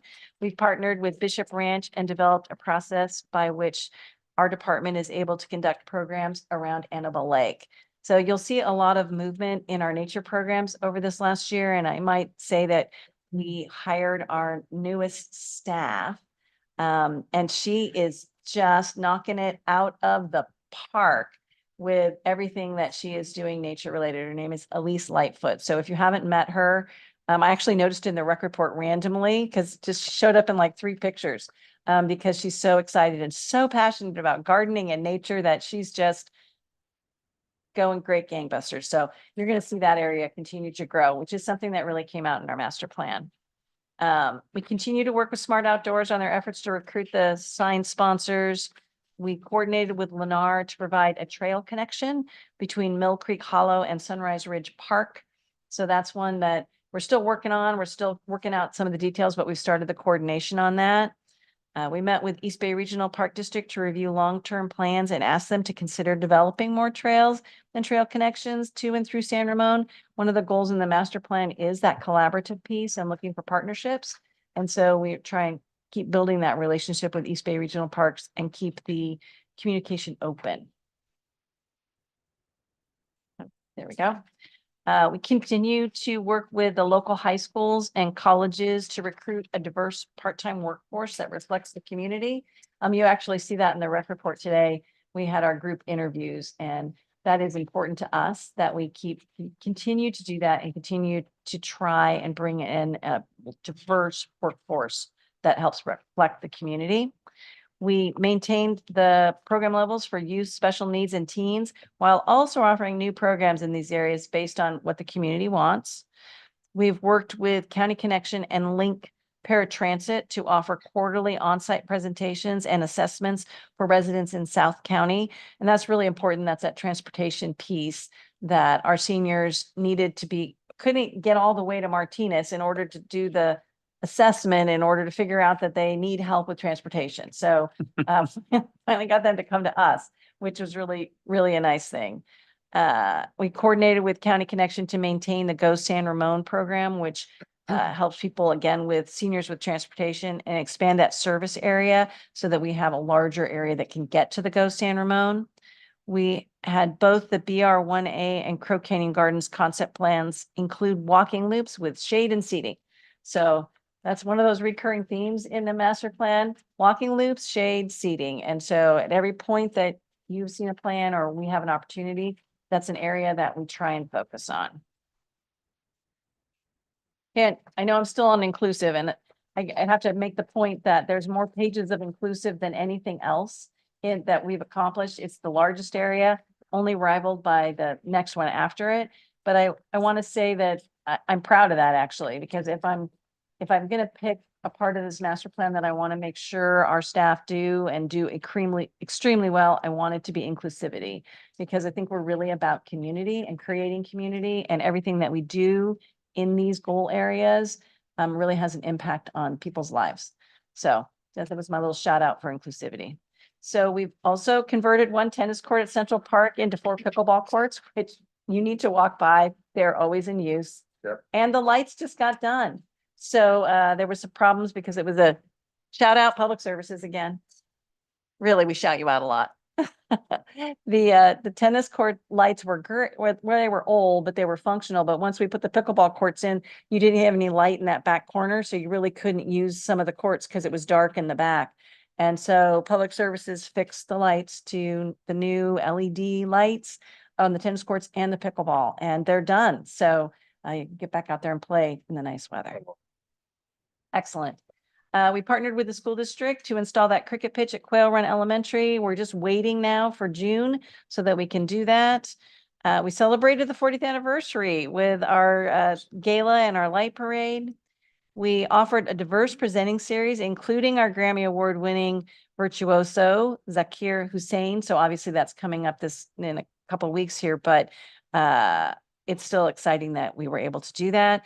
We offered the annual Culture in the Community celebration featuring over 50 cultural performances and 15 cultural booths. We continued to partner with PFLAG and San Ramon Diversity Coalition to host a Pride and an MLK event for the community. Inclusive's still going. We hosted a DEI, diversity, equity, inclusion training at our department retreat. We conducted outreach to our arts-related businesses and artist groups to communicate the opening of the Doherty Station Community Arts Center and the enhanced facilities and opportunities for the arts. The planning stages are underway for a sports summit to be held this June. So much like we've had an art summit and we try and do outreach to the community to find out what they want and need, we're hosting a sports summit. So stay tuned. That's coming your way. We're planning for it now. We continue to have unfunded CIP for outdoor fitness equipment at ASCC. So that one's I mentioned because we have that CIP, we have the plan for the outdoor fitness equipment, but we don't still have funding for it. We've applied for several grants for this, thinking that it was highly fundable. Seniors, exercise equipment, senior center, and we are not having any luck. So we keep trying, we won't give up. Or eventually we're going to have to seek some city funding probably to do it because it's a great plan. It'll be fabulous. The trees that I think Brent planted in the area are going to be casting more shade on them by the time we actually get the equipment in there. So maybe that's a bit of a win-win. We identified 2 new group picnic areas to be opened in fall of 2024. That's Limerick Park and Sunrise Ridge. That's a goal in the plan to increase our group picnic areas so that the community can have more outside family gatherings. And it's also a revenue source for us as they rent it and reserve it so they know they've got it for their party. Continuing with inclusive, we've offered 40 new arts classes and 62 one-day workshops. I was actually astounded. I called up Ree when I saw that number on her report. I'm like, was it really that many? And she's like, yeah, we often, since we got that place open, we offered 40 new art classes and 62 one-day workshops at the Newly Art Center. Now, I don't know how many people attended them all. I didn't get that detailed. I was just impressed that we pulled off that many. So exciting stuff going on out there. We offered 9 new senior-focused drop-in programs during the weekday daytime hours, including 4 health and wellness programs and 5 that are arts, technology, and social well-being. The senior center's kind of, I think, back on its feet after the pandemic, and we've increased the average daily lunch attendance at Cafe Costa by 50%. So about 10 participants more per day are showing up for lunch, which is really important. And then we also offered 8 new fitness and wellness programs in the evenings and weekend times that are focused on the aging population, or the aging workforce. So we know that people are working longer and or just active in their lives and don't have time maybe to go to the senior center during the day. So we're trying to address those and also show them what we have at our senior center. Still going on inclusive. So this one is an insufficient funding thing. So we have insufficient funding right now to provide public Wi-Fi in the parks or the translation of online static programming materials. They're both projects we've researched and know what to do with and are ready to do, but we just don't have the funding identified for those either. And I wanted to call them out because I know that they sit on the list, and I don't want you to think that we're not paying attention to them. We just haven't quite figured out the funding on them. So the points that many of you made about grants are well taken. And like I said, we are looking for unique ways to get things to happen. The issue with Wi-Fi in parks is also kind of interesting because you're starting to see a slight change because more and more and more people have cell phones or are addressing the cell phone issue and low cost cell phones. So the question does become, is it the city's responsibility to put free Wi-Fi in the park or is it not? So that's to be continued. This could be a great conversation for another day, but I did want to raise it because it is listed in the master plan. We've removed and replaced restroom placards with gender neutral placards at 4 restrooms, I can't say that, at the Doherty Station Community Arts Center. We are working with the developers for BR6 to have that single use be a gender neutral restroom facility on that site as well. We've conducted a teen survey to assess teen needs and desires for recreation programs and classes. And we've added additional badminton to the open gym program with pop-up times to fill vacant blocks at time and maximize use of the facility because we got the feedback from the community. Want more badminton. That's good. All right, I finally got to the end of inclusive. And so now let's talk about the last one, which is probably most poignant as we're going to be talking about budget as we're moving through these next probably year or so. And that's balancing quality and quantity. And to remind you what that was is like we all want the new shiny objects, but we have to take care of the objects that we have. And so this is the progress we've made in quality and quantity. So we continue to collaborate with the San Ramon Valley Unified School District on high school and community use of the Olympic pool, the Doherty Valley Aquatic Center, and the Doherty Valley Performing Arts Center. We've partnered with the school district to install that cricket pitch at Quail Run Elementary. We collaborated with the school district on possible locations for a fence around the Iron Horse Middle School. We're still working on through some of these issues, but they have a strong desire to fence around the school and trying to figure that out so we still have community access and can manage around the power lines and everything else has turned into a bit of a puzzle, but we're working our way through it. We are beginning the design and approval process for replacement of the Ramona Park Playground with a more sustainable material. Obviously, this is based on our December Facilities Committee. You just saw it tonight. We reviewed and approved 2 public art pieces for Bartlett Pear Park. And we're developing 2 public art projects at the rebranded Doherty Station Community Arts Center to enhance more placemaking on that location. To continuing on balancing quality and quantity, we are revitalizing Crow Canyon Gardens volunteer program. So I got a whole bunch. This is one full page of Crow Canyon Gardens. And there's those beautiful pictures of the garden. There's Stephen Joseph photography. It's beautiful. But what we've got going on there is we've continued Saturday cleanups, incorporating more than 400 hours of volunteer service. We've worked with the horticulture specialists to learn best practices for pruning and caring for fruit trees. They hosted their first apple tasting in the apple orchard with over 200 participants in attendance and over 20 volunteers helping to host tables at various apple trees with educational information and tastings from each tree. Public Services did a huge cleanup around the MUDS facility. It looks wonderful. And we finalized that conceptual plan for the site and began the process of identifying a phased approach to implementing the plan because we need to figure out how to move that. We need to figure out how to move that one forward. Balancing quality and quantity continued. Lit basketball court. So we have the Sunrise Ridge court, which will open in the summer of 2024. And we have our Rancho Phase 2 that's anticipated maybe, I'm putting a maybe on there to be completed in 2026. And so that Rancho Phase 2 is really the court that's going to have big lights and it's on the corner, it's away from the houses, it's on the main road. So that is truly the basketball court that I think everyone is waiting for since they lost this one at Central Park. But the Sunrise Ridge one does get a little light there and it is usable. So I think that'll help. But those are 2 basketball courts coming. It sounds funny to say that we put this on here, but replacement tables is an important part of what we do. We have a lot of equipment in all of our buildings and it takes some time and energy. So we replaced several of the banquet tables in the Vista Grande room so that they would be refreshed. The terrace patio shade structure, I put the picture at the bottom to remind you what it looked like, has completed the redesign and is scheduled for installation this summer, 2024. It's coming. So that's Public Services project. Will it be up before the summer concerts? I think so. Do you know?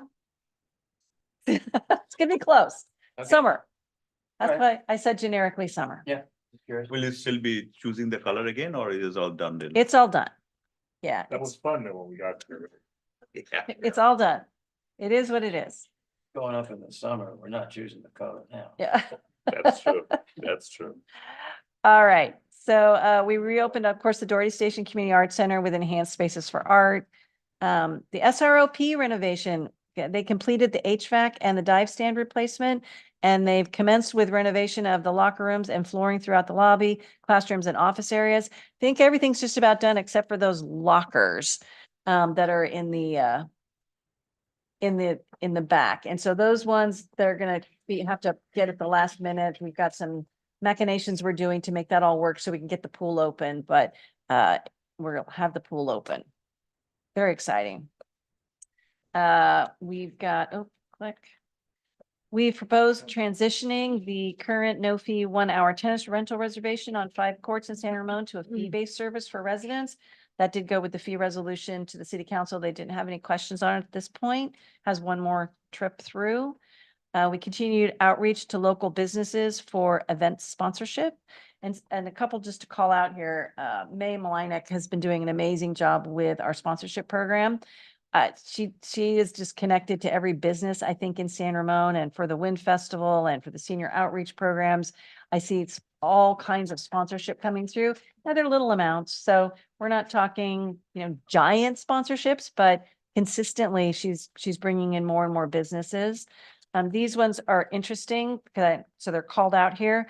We've worked with the Area Agency on Aging to secure funding for a new on-site commercial dishwasher and microwave for the senior Cafe Costa congregate lunch program. That's wonderful because those were expensive pieces and they're paying for it. We've also explored a partnership with Discover San Ramon for event sponsorship, and it looks like we might be nearing something that may support our arts programs and our presenting series. So stay tuned on that. We completed an annual fee survey for all our arts fees and recommended several new fees, including, as you know, the push cart vendors and the tennis courts. Still balancing quality and quantity. Program staff use the new reports that they've created in Civic Rec to start tracking attendance data and program trends across all the PCS program areas. And the facility staff are using the specially designed reports to analyze financial and facility rental data. So they've been very helpful, that piece of technology. We've completed the grass conversion, as you know, at the Bark and Ride in March of 2023. And there's a CIP for dog park amenities that we've talked with the facilities committee about and done a survey on. So we're still working our way through some of those. So you can see that one continuing through the year. We completed conversion of the tennis court to pickleball. I think I said that already. Sorry, I missed one. The Sunrise Ridge is scheduled to open in summer of 2024 and will include the tennis court and basketball courts. That particular area of town was called out in the master plan as needing more sports courts. So we're improving our sport court inventory. We also, another one we don't have funding for right now, but that we've done some work on is the BMX park renovation or the pump track. We know what we need, we know what we want, but it's just not at the highest priority, and it's in the plan, but it's not in the 0 to 5 years anyway. It's further out, but it just to know that we're paying attention to it and we're thinking about it and trying to come up with some creative ways to get there, because it is another attribute that will need to be updated and fixed at some point. Going on balancing quality and quantity, I think this is my last page of things to share with you. We've enhanced the partnership with the Arts Foundation to develop the Doherty Station Community Arts Center with art gallery spaces, program support, and additional fundraising events. Thank you, Arts Foundation. We've developed partnerships with the school district to offer the after-school teen center ELOP eligible students, and those are the disadvantaged students at the school. So it's a special program where they don't have to pay to attend the teen center, and the school gets the money from the state and they funnel it to us and we provide the service.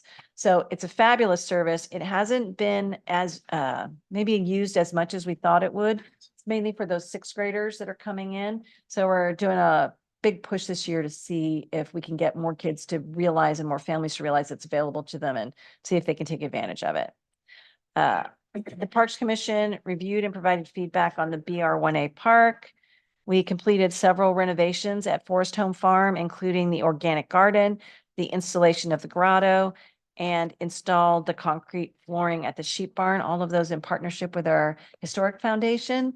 So wonderful. Those partnerships really help us be able to afford some of this.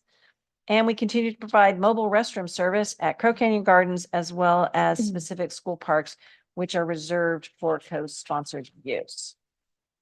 So, I'm tired of hearing me talk. Next steps. Staff utilizes feedback from the commission during this annual review process to develop our annual work plan goals and special initiative teams. So I really value what you see in the master plan and what you're interested in. And that's really what helps us figure out, well, maybe we'll assign somebody to work on this as a special goal for them. A future update will be provided to the commission for feedback for year 4. So you get this review every year until we get to that 5th year. And at the 5th year, that's when we will dig in a little deeper, do some more community input, and maybe rearrange some goals or take some things off because we go, okay, well, it was great. I'm using this as an example, and I don't think this is a good example, but I'm going to use it anyway. We don't think the BMX park, we want to go with a pump track anymore. We want to do something different. So we'll just take that goal off.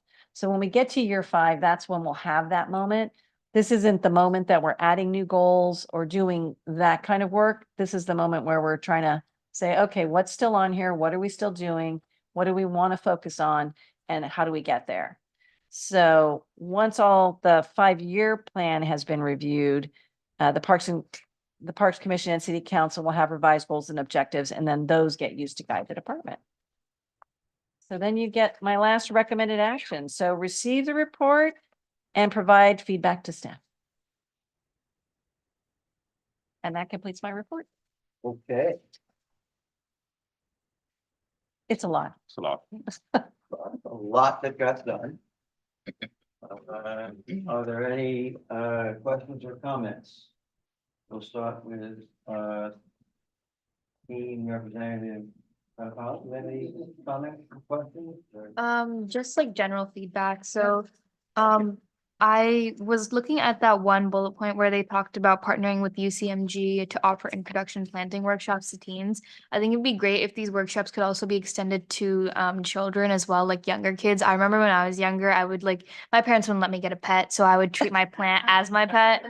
So I had a lot of friends that did the same thing, and I can imagine that a lot of kids would really enjoy that as well. So that was one thing. And then the second one was continued work with the local high schools and colleges and universities to recruit a diverse part-time workforce that reflects the community. Name some of the positions as internship, and I promise you'll get overwhelming number of applications. But that was it. Internships. Yeah. Okay. Thank you. Thank you. Commissioner Locke. Sure. No, great job, Kathy, both with the actual accomplishments and the presentation for it and summing them up. Terrific job there. Just one kind of small thing that jumped out at me, the under inclusiveness, the reference to insufficient funding for translation of online static programming materials. The agency that I work for ran into a similar problem where we wanted to also translate a bunch of stuff and sought out professional translators and just couldn't find a way to make it cost effective that way. But we did find a lot of success just reaching out to community organizations made up of certain demographics and just basically asked them to do it for free, and they were more than happy to and did a good job. So that might be an untapped resource that might be worth exploring to solve that problem. Just thought. That's wonderful feedback. We did consider that. And so I'm kind of interested because our problem was we couldn't double check what the information was that it said because we don't know how to. So it was, how did you, maybe we could talk offline. I'd love to know how you double checked that the information that translated was right. So, but thank you. Great feedback. Okay. Commissioner Lopez. Well, thank you for this report. I mean, I don't know when you have time to do all this. And I mean, it's amazing that we do so many things and everything touches us some way. So it's interesting to see how we come along with some of these things. And so I'm very pleased at that. And so it's just too bad that now is a time when we have not a lot of money that we can't, enhance some of these programs. So I think we're still working there. So good luck and continue the good work. Thank you. Well, I love the rear view mirror, looking back and, taking a look at your accomplishments, because I think, we kind of take for granted when we're, running down the road, really about all the things that we have done. And you and your team are incredible. And so thank you for doing all of this and tracking it. I just have a few questions. The first one, the increase, the, you know, the one where the regional committee made up of staff from East Bay Regional Park District, Danville, San Ramon, Dublin, is that still meeting or? They are, but they're not, they haven't really been talking about shade and seating on the Iron Horse Trail, and I'm not on that committee. So I'm not able to leverage that. But I do have some movement that we're getting on that. I'm not really at liberty to talk about it yet, but I do anticipate, cross my fingers, knock on wood, that by the time we come to this report next year, I'll be able to talk more about what we're doing on the trail. Great, because I think maybe maybe some other sub bullets are the Mhm. e-bikes and scooters and all of that is part of that conversation. So I'd be really curious to make sure that this group keeps meeting. Yeah. I don't know if this is a side note, but I was walking the other day in the afternoon, and East Bay Regional Parks had a table out on the trail. And it was right when the middle school lets out, and they were out there handing out information and talking to people about what they can and can't do on the trail. And I think it was really they didn't say that, but a part of it was about all these scooters and bikes and trying to slow the kids down because it's not an appropriate use when they go so fast. Yeah, it's a new frontier and we're just got to set some boundaries and keep the conversation alive. Absolutely. Number 4 was around the smart outdoor signage. What's holding that up? Because that's a revenue, generator for us. Yeah, we have the contract with Smart Outdoor, and they have approached lots and lots of big sponsors, but they're just not getting a taker. And they've been more successful in other communities than they have been here. They don't really know why that's not working in this case. So I don't know, Brad, if you have any other feedback on that one from talking to Keith. Yeah, I mean, it's all about money, right? And so it's finding that right resource and that right money, and it's hard to get it, even though we feel like funding is easy for these big companies and businesses, and it's really hard in finding that match. And they've been really close with a couple of them, but just haven't been able to seal the deal. They think they're really close with someone else. And we're looking at phasing it in, possibly moving forward. So we're hoping that might get someone to bite, and then grow it from there. So there's a couple different approaches, but really at the end of the day, it comes down to dollars, and it's hard to come by, not only from us, but even like the larger companies that we would think like this would be a slam dunk. Yeah. It's not easy. Yeah. Yeah. And it's something new and different. Right. And it's also very hard to measure. So, and I think that's part of where we're trying to help, and where they're trying to figure out how can they measure the success when you're talking about an open space trail. Right. So yeah, but I feel good. I mean, I feel really good that the company is still interested in this idea, and that they think there is going to be success. And actually they hired a marketing firm. I don't know if it was a marketing firm, but they've actually hired a third party to help with this, which I think is going to help us. So fingers crossed. Okay. And then along that same line, the scoreboard sponsorships. Where are we with that? We don't have anybody who's interested in that right now either. So, and you know what, we also have, I mean, we put some effort into it, but we haven't put a ton of effort because quite frankly, we had a 40th anniversary this year, and we had a few other pieces of the puzzle. So sometimes you need a full-time staff person to devote their time and energy to recruiting sponsorships. And May does a great job, but she's also our analyst and has to do all the budget and all of the other pieces too. So it's still on our radar, but we haven't had bites. She's talked to people about it. We just aren't getting anyone yet. Yeah. So we'll get there probably eventually. We'll find somebody. Okay. Just a couple more. Just looking at what's number 11. This is the balance of quality and quantity. Continued to use total asset management, et cetera. And I'd like to add that fencing that we talked about earlier to this as a sub bullet, and also the walking loop at Athendown Park. to finish that, to complete it, because that's part of the quality and quantity. And I think maybe one more. I want to ask about the Bronze Eagle at Monument Park. I want to hand that one over to Brad. It's his favorite topic. I love the eagle and it's still circling. Which is my joke that's getting really old right now. But no, so when we picked the new location, it was all about the base. And so we've been working with the artist about the base as well as we needed to do work to the existing structure that's there.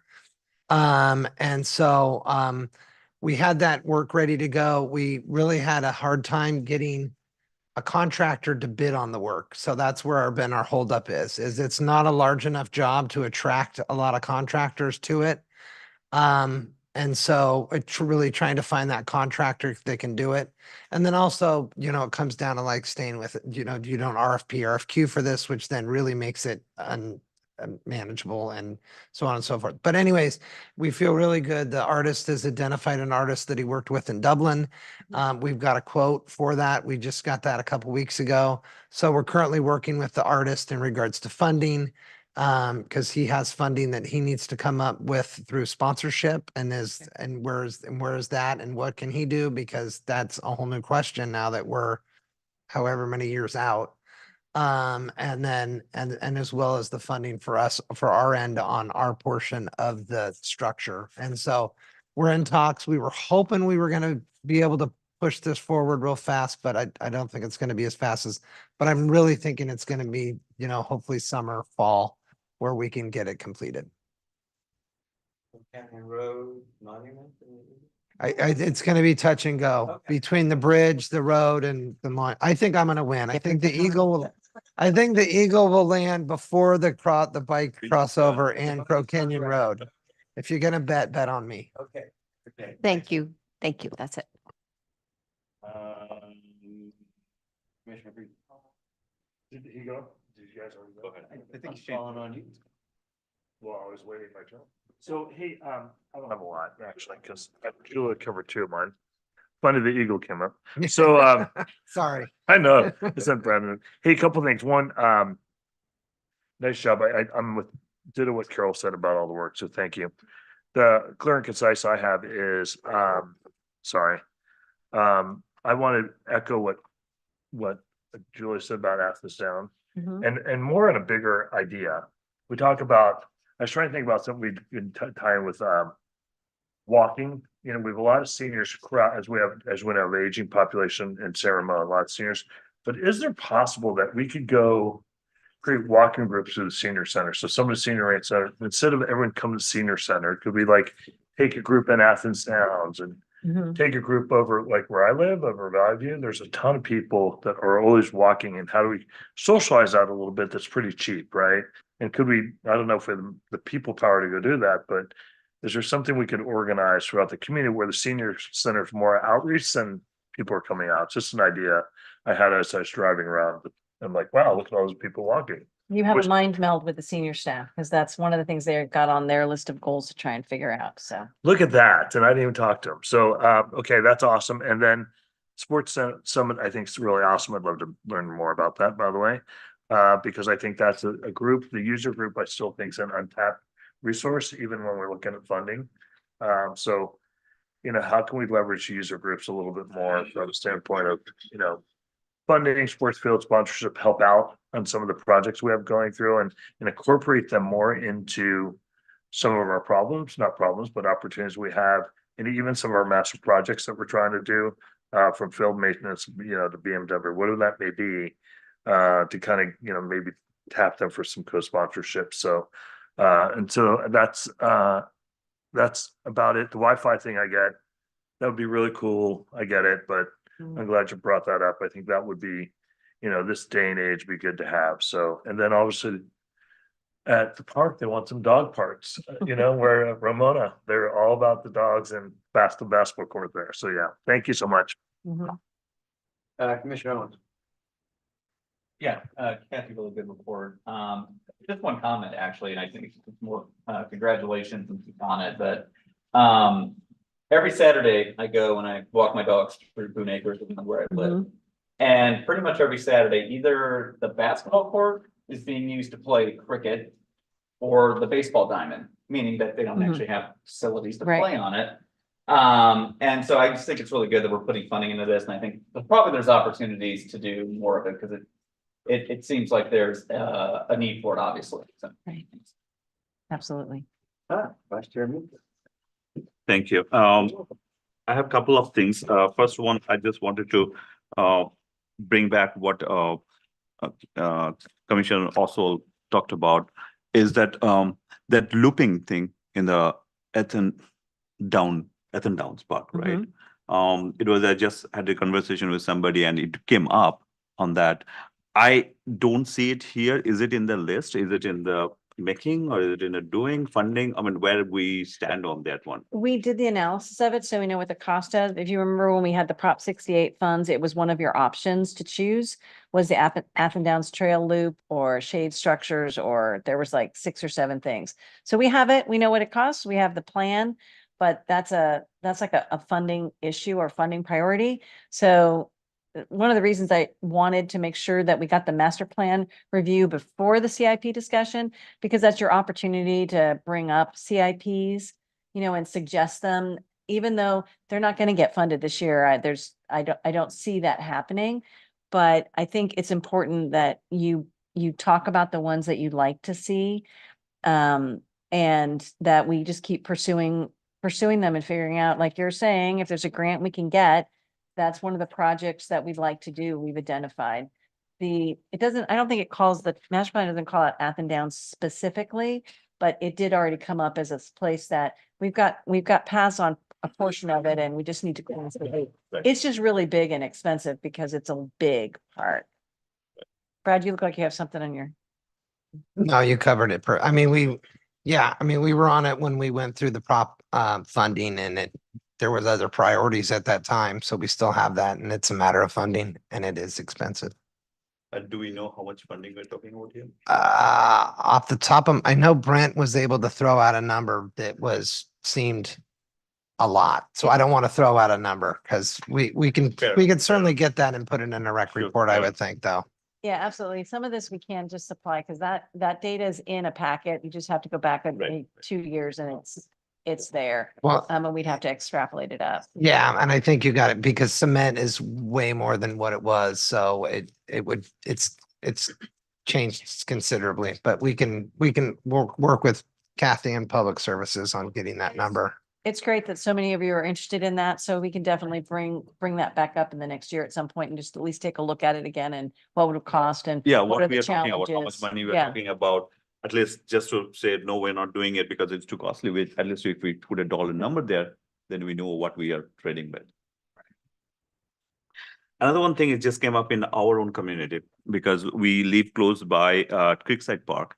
And a couple of kids came in the other day and started knocking some of the doors, and they're asking if anybody has a basketball. Because they wanted to play basketball, they didn't have basketball, and they didn't want to go back home. They wanted to play, so they just came to our community and started knocking. So Did they find one? I think they find it. Yeah, found one. Somebody. If I need a car, I can start doing that. So that started a conversation in our WhatsApp group. But first of all, some people really were not very happy with that. Some kid came in and knocked the door, but when they realized that's what they are asking for, they started asking like, why can't we do something like that? That popped in my mind. That lasted some time. We talked about the sports locker in the parks. Yeah, that was going to be so cool. That company they went out of business, and it was such a great idea that I want someone else to come up with it, because it's the perfect thing. They're talking about you can have all the toys and equipment in there, and you put your credit card in and you get your basketball out. It's fabulous. Now, they could probably Stanford business. Right. Yeah. Somebody. So it popped up. I said that I would bring it up in the Parks Commission meeting and ask if we can bring it up or give it a try one more time. I know that company are not there yet. Yeah, I've been watching for another one. I haven't seen one, but great point. We'll take a look, because someone's going to do it eventually, because it is a decent business model. So I'll look for that. Yeah. Okay. Another thing is that badminton is definitely pops up in my conversations with local communities people, and that they're not always happy. Doesn't matter how much space and time we give them, they're not happy. Is there any way can we prepare something so that we can say, hey, you know what, here it is. This is, we were here, we accommodated you here, we tried our best, and here we, so something, some report or something is there. Is there anything that you can share with the people when they come up to me or anybody talked about? Well, I'd be curious. I mean, like, absolutely, we can give you some talking points of what we have done, if That's that's what what I'm you're looking looking for. for. That's simple for us to do. So last year we had this many hours, this Yeah. year, hey, we tried our best, tried to get you this many space, whatever, something, some talking point with the data to support that. The one thing that I'd like to do though, is I want to see how this goes this summer, because we know that we have the slack in the gym space. So our plan was to increase badminton Mhm. in the summertime and see if that, what that does, and see if that, you know, what, because I'm kind of curious what that, where the need is, and will it then fill up? What happens? At what point do we get to where they're happy? And so I'm very curious about that. So I'm happy to make talking points for you, but I'd rather wait till after we get past the Sure, summer to come back to sure, full commission. Sure. The only thing I can tell you, this is a very vocal group and they need more. They always need more. So I'm pretty sure they will fill up whatever the space is. Mhm. But yeah, I'll let's wait for. Okay. Yeah. That's it. Thank Is you. that it? Yep. Oh, okay. I was just gonna comment on what you just said, Director Hyman. They will never be happy. So it's not, that should never be a goal. That's sad. They will be a goal. Trying to get their weight line, their debt line. They don't have a goal. You know, once they play badminton, they're probably gonna buy a dog and then it starts all over again. Any other comments besides rather good show, excellent work? Thank This you is for awesome, Kathy and all the team, staff that are here everybody. this evening. This is awesome. Communicate that, This is great. everybody in the photo. This is great. Thank you. All right, we've got, speaking of staff, we got staff reports, recreation maintenance, and of course, the ever popular operations report. Well, just a couple things to draw your attention to. It's a nice report. The open gym is, of course, the big item there, really increasing 244 more participants than March of last year. Now, this year was pretty rainy, so that also drives more people to the gyms, but I think that's worth your read. Our summer camp group interviews were interesting, and there was a Parks Make Life Better event at the senior center. So it has been all spruced up. So lots going on. Anybody have any questions on the report? Somebody might be able to answer for you. Any questions, comments? Okay. If you do, please, one other question. Okay, so commission liaison reports and announcements. We will start at this end of the table with student commissioner Telepon. Sorry. At the team council March 19th meeting, we also received the presentation once, or I saw it for the second time, the city's financial outlook and funding needs presentation. And then not much in this meeting, but we kind of just briefly spoke about the annual report. We're going to kind of be diving into it at this upcoming meeting next Tuesday and kind of revising the goals for the upcoming year. And then we also just approved our participation in the City of San Ramon Earth Day celebration.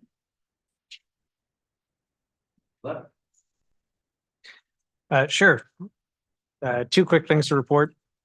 So I attended the second city council meeting of the month last month on March 26th.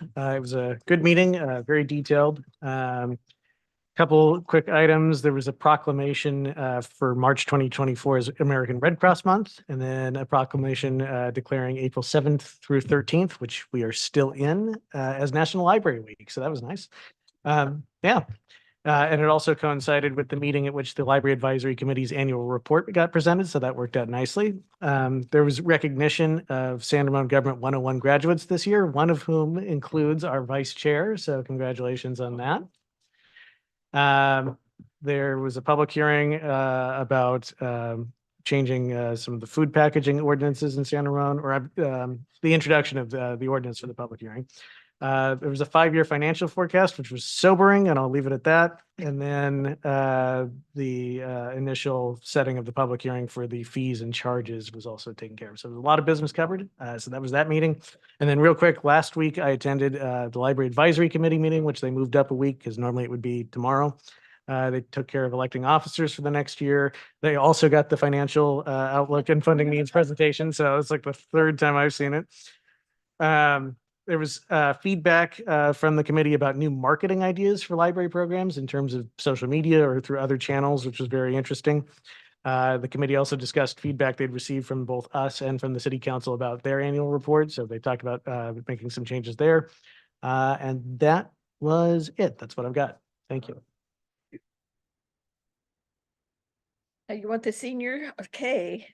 Sure. Well, Bring they elected their new officers and they, we interviewed several of them, so that was right. But so and then they, took what they're going to be doing, who's going to be the chair and etc. And then they had the Brown Act review. Some of them were, had seen it before, so they were not too attentive. And then the San Ramon bus service update by Chris Week. So transportation is still high on their priority. And they recognized the AARP tax aid program that they're offering there, and it's booked up solid if you want your bid on a waiting list. And an induction, well, I just said that introduction of new members and recognition of outgoing members, because some of the members did not rejoin. So they had said that some of them had said why they're not rejoining is apparently they wanted younger seniors on the committee. So some said goodbye. Okay. They didn't feel that they didn't feel that they were younger senior citizens and that their viewpoints would not maybe be taken. Wait, who said that? That not our staff. Sort of, maybe. Oh, we're talking later. Okay. Okay. Thank you. Younger senior. Okay. So sometimes you do feel old. Okay. We know that's not true. I mean, that no one wants that for the record, so. Everyone's inclusive and we want everyone's voice. Yeah, this is, I'm sure that was miscommunicated. Okay, thank you very much. Okay, city council meeting last night. Just last night. It was just last night, proclamation declaring April 20th as Arbor Day. And that will take place at Forest Home Farms 10 to 2. And they're going to be planting some brand new trees at the park. And the other proclamation was declaring April 22nd as Earth Day. And we're going to combine Earth Day with Arbor Day at the Forest Home Farms Historic Park. And they're going to be giving out free compost, and the teen council is going to be there helping, and there's going to be a lot of fun things going on the 20th. The item of business was the police annual report for 2023. And the main accomplishments for the police is that they have their retail theft grant for $5.6 million. It's a 3-year grant. We have a new public safety complex. We have behavioral health response program, which is working with the fire district and the police for a warm handoff, providing resources for behavioral health issues in our community, as well as continually hiring and promotions of the police staff. We have drones as first responders, not quite yet, but they're coming in. And we have 10 new cameras throughout the city. So currently we have 46 and we're going to have 56 cameras. So that was kind of the main points at the city council meeting last night. Almost. But it's at the street corners and in strategic locations throughout the city. I also attended the Open Space Advisory Committee meeting, and that was in March 18th. And it was actually kind of a short meeting. This is our first 4 PM meeting, so we do want to get the teens there. Our next meeting is this coming Monday, which is To the the, second. I know, the 15th, April 15th. So please pass the word to our liaison. And our committee business was to give feedback on our hiking series for this coming year, next year. And I just want to put a shout out that Chair Peoples had mentioned our hike at Tassajara Ridge this Saturday. It will be raining, so boots are recommended. And then we also talked about the trail master plan update. And the staff wanted to get feedback from the Open Space Advisory Committee about the themes that should be in the master plan. And the last thing that I want to mention is sheep shearing is this Saturday, the 13th, from 11 to 3 at Forest Home Farms. It's really fun. It's a great experience for kids and everything will be open. If it is raining, which we heard that it probably will be, the shearing will take place in the new sheep barn. So that's it. And just so you know, I announced that at the last concert. Thank you. Made sure. There wasn't any report, so I guess I didn't need to. I was just afraid if I didn't, something bad would happen. Just a comment on the cameras. Did they say where they're putting them? Because No. because there's actually kind of an endemic situation that probably most of us have noticed, that you need to count to 3 before you start when the light turns green, because there are, I mean, habitually cars that will go through the red turn light, and it just happens all the time. It's almost like it's part of the driver's test now. So anyway, hopefully that might, at least get some notification and tickets in the mail. All right. Vice Chair. Thank you, Chair Dolich. So I attended the 2nd April Planning Commission meeting. It was a relatively short meeting. Barely hour 20 minutes. That's it. Are you looking at me because it's 9:15? I didn't say that.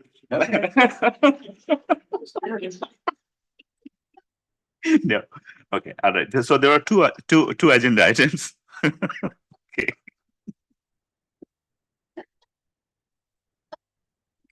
Okay, there are two. It's true. I was looking at you all the time. Short meeting, like I had been violating some agreement. No. Normally their meetings are 4 hours. So Normally their meetings are as long as For the 4 packets are hours. thick. Yes. Okay, so two agenda items. One was study sessions on objective design and development standards. This is something they have been talking about. I have learned quite something about this, how they design the new planning, things like that. So what, and it's a continuation. I think this is the 3rd or 4th presentation on this. What they call about is a driving issue is Housing Accountability Act, or SB 35, and General Plan and Housing Supply Affordability. So this is like, I mean, I had some notes here, like how the corner of the house will come into look like. Adjacent building and building on the same block should not look alike, because some of the guidelines, that's, I mean, sometimes it's just too much on that. But so generally what they did is February 2023 General Plan and Housing Element Update adopted. So this is the timeline. February 2024 first study sessions to the Planning Commission. February and March began evaluating on existing design and guidelines.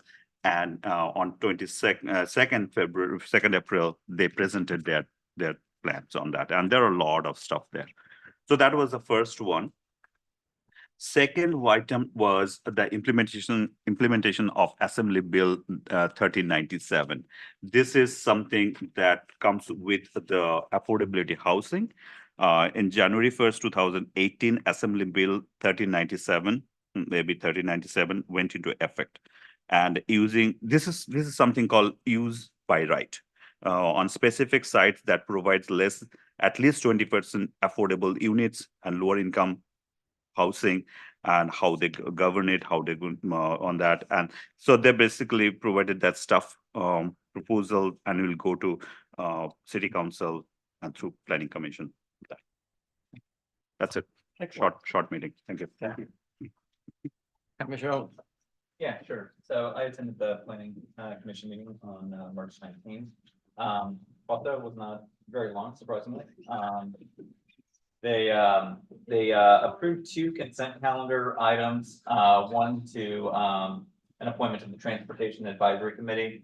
And then they also sent a 2023 general plan report and a 23 climate action plan report to City Council. And then they received an overview on 2024 California housing legislation, talked about some of the same stuff you just mentioned. So that was it. All right, Commissioner Bree. Mine's done with team council, but I do want to say one thing. Thank you, Kathy. I did all the applications and read through about 25 of them. Super organized, super easy to do. I know it's a lot of work, but I think, I don't know, you felt Julie and Carol, but I thought we got together, it was really super easy for us to do it. So thank you so much for all your work on that. Great. All right, fantastic. So in the Arts Advisory Committee, I was anticipating my 3rd review of the financial report, but it didn't happen. I thought it was gonna happen, so. A couple of things. We did have a presentation from Recreation Supervisor Steve Cox on the Art and Wind Festival. So very exciting what's going on there. And we did have the first look at the artists Art and Wind Festival artwork that was selected. It's very, very nice. So cool. Very, very nice. It's hanging in the, Yeah. it's hanging in the lobby, and it's a really cool material. And so at the community center, you need to stop by and see it. So, yeah, it's in the lobby. It's gorgeous. Yeah, and then we had a discussion, just a verbal discussion about an article that Adam Chow had provided for us, creating vibrant communities through public art. So that was great. A couple other comments. I didn't know we needed to do anything on a decree for 420. 420 is already a national holiday. It's Arbor Day Well, yeah. in San Ramon. Yeah, yeah. Well, Different leaves, different leaves, yeah.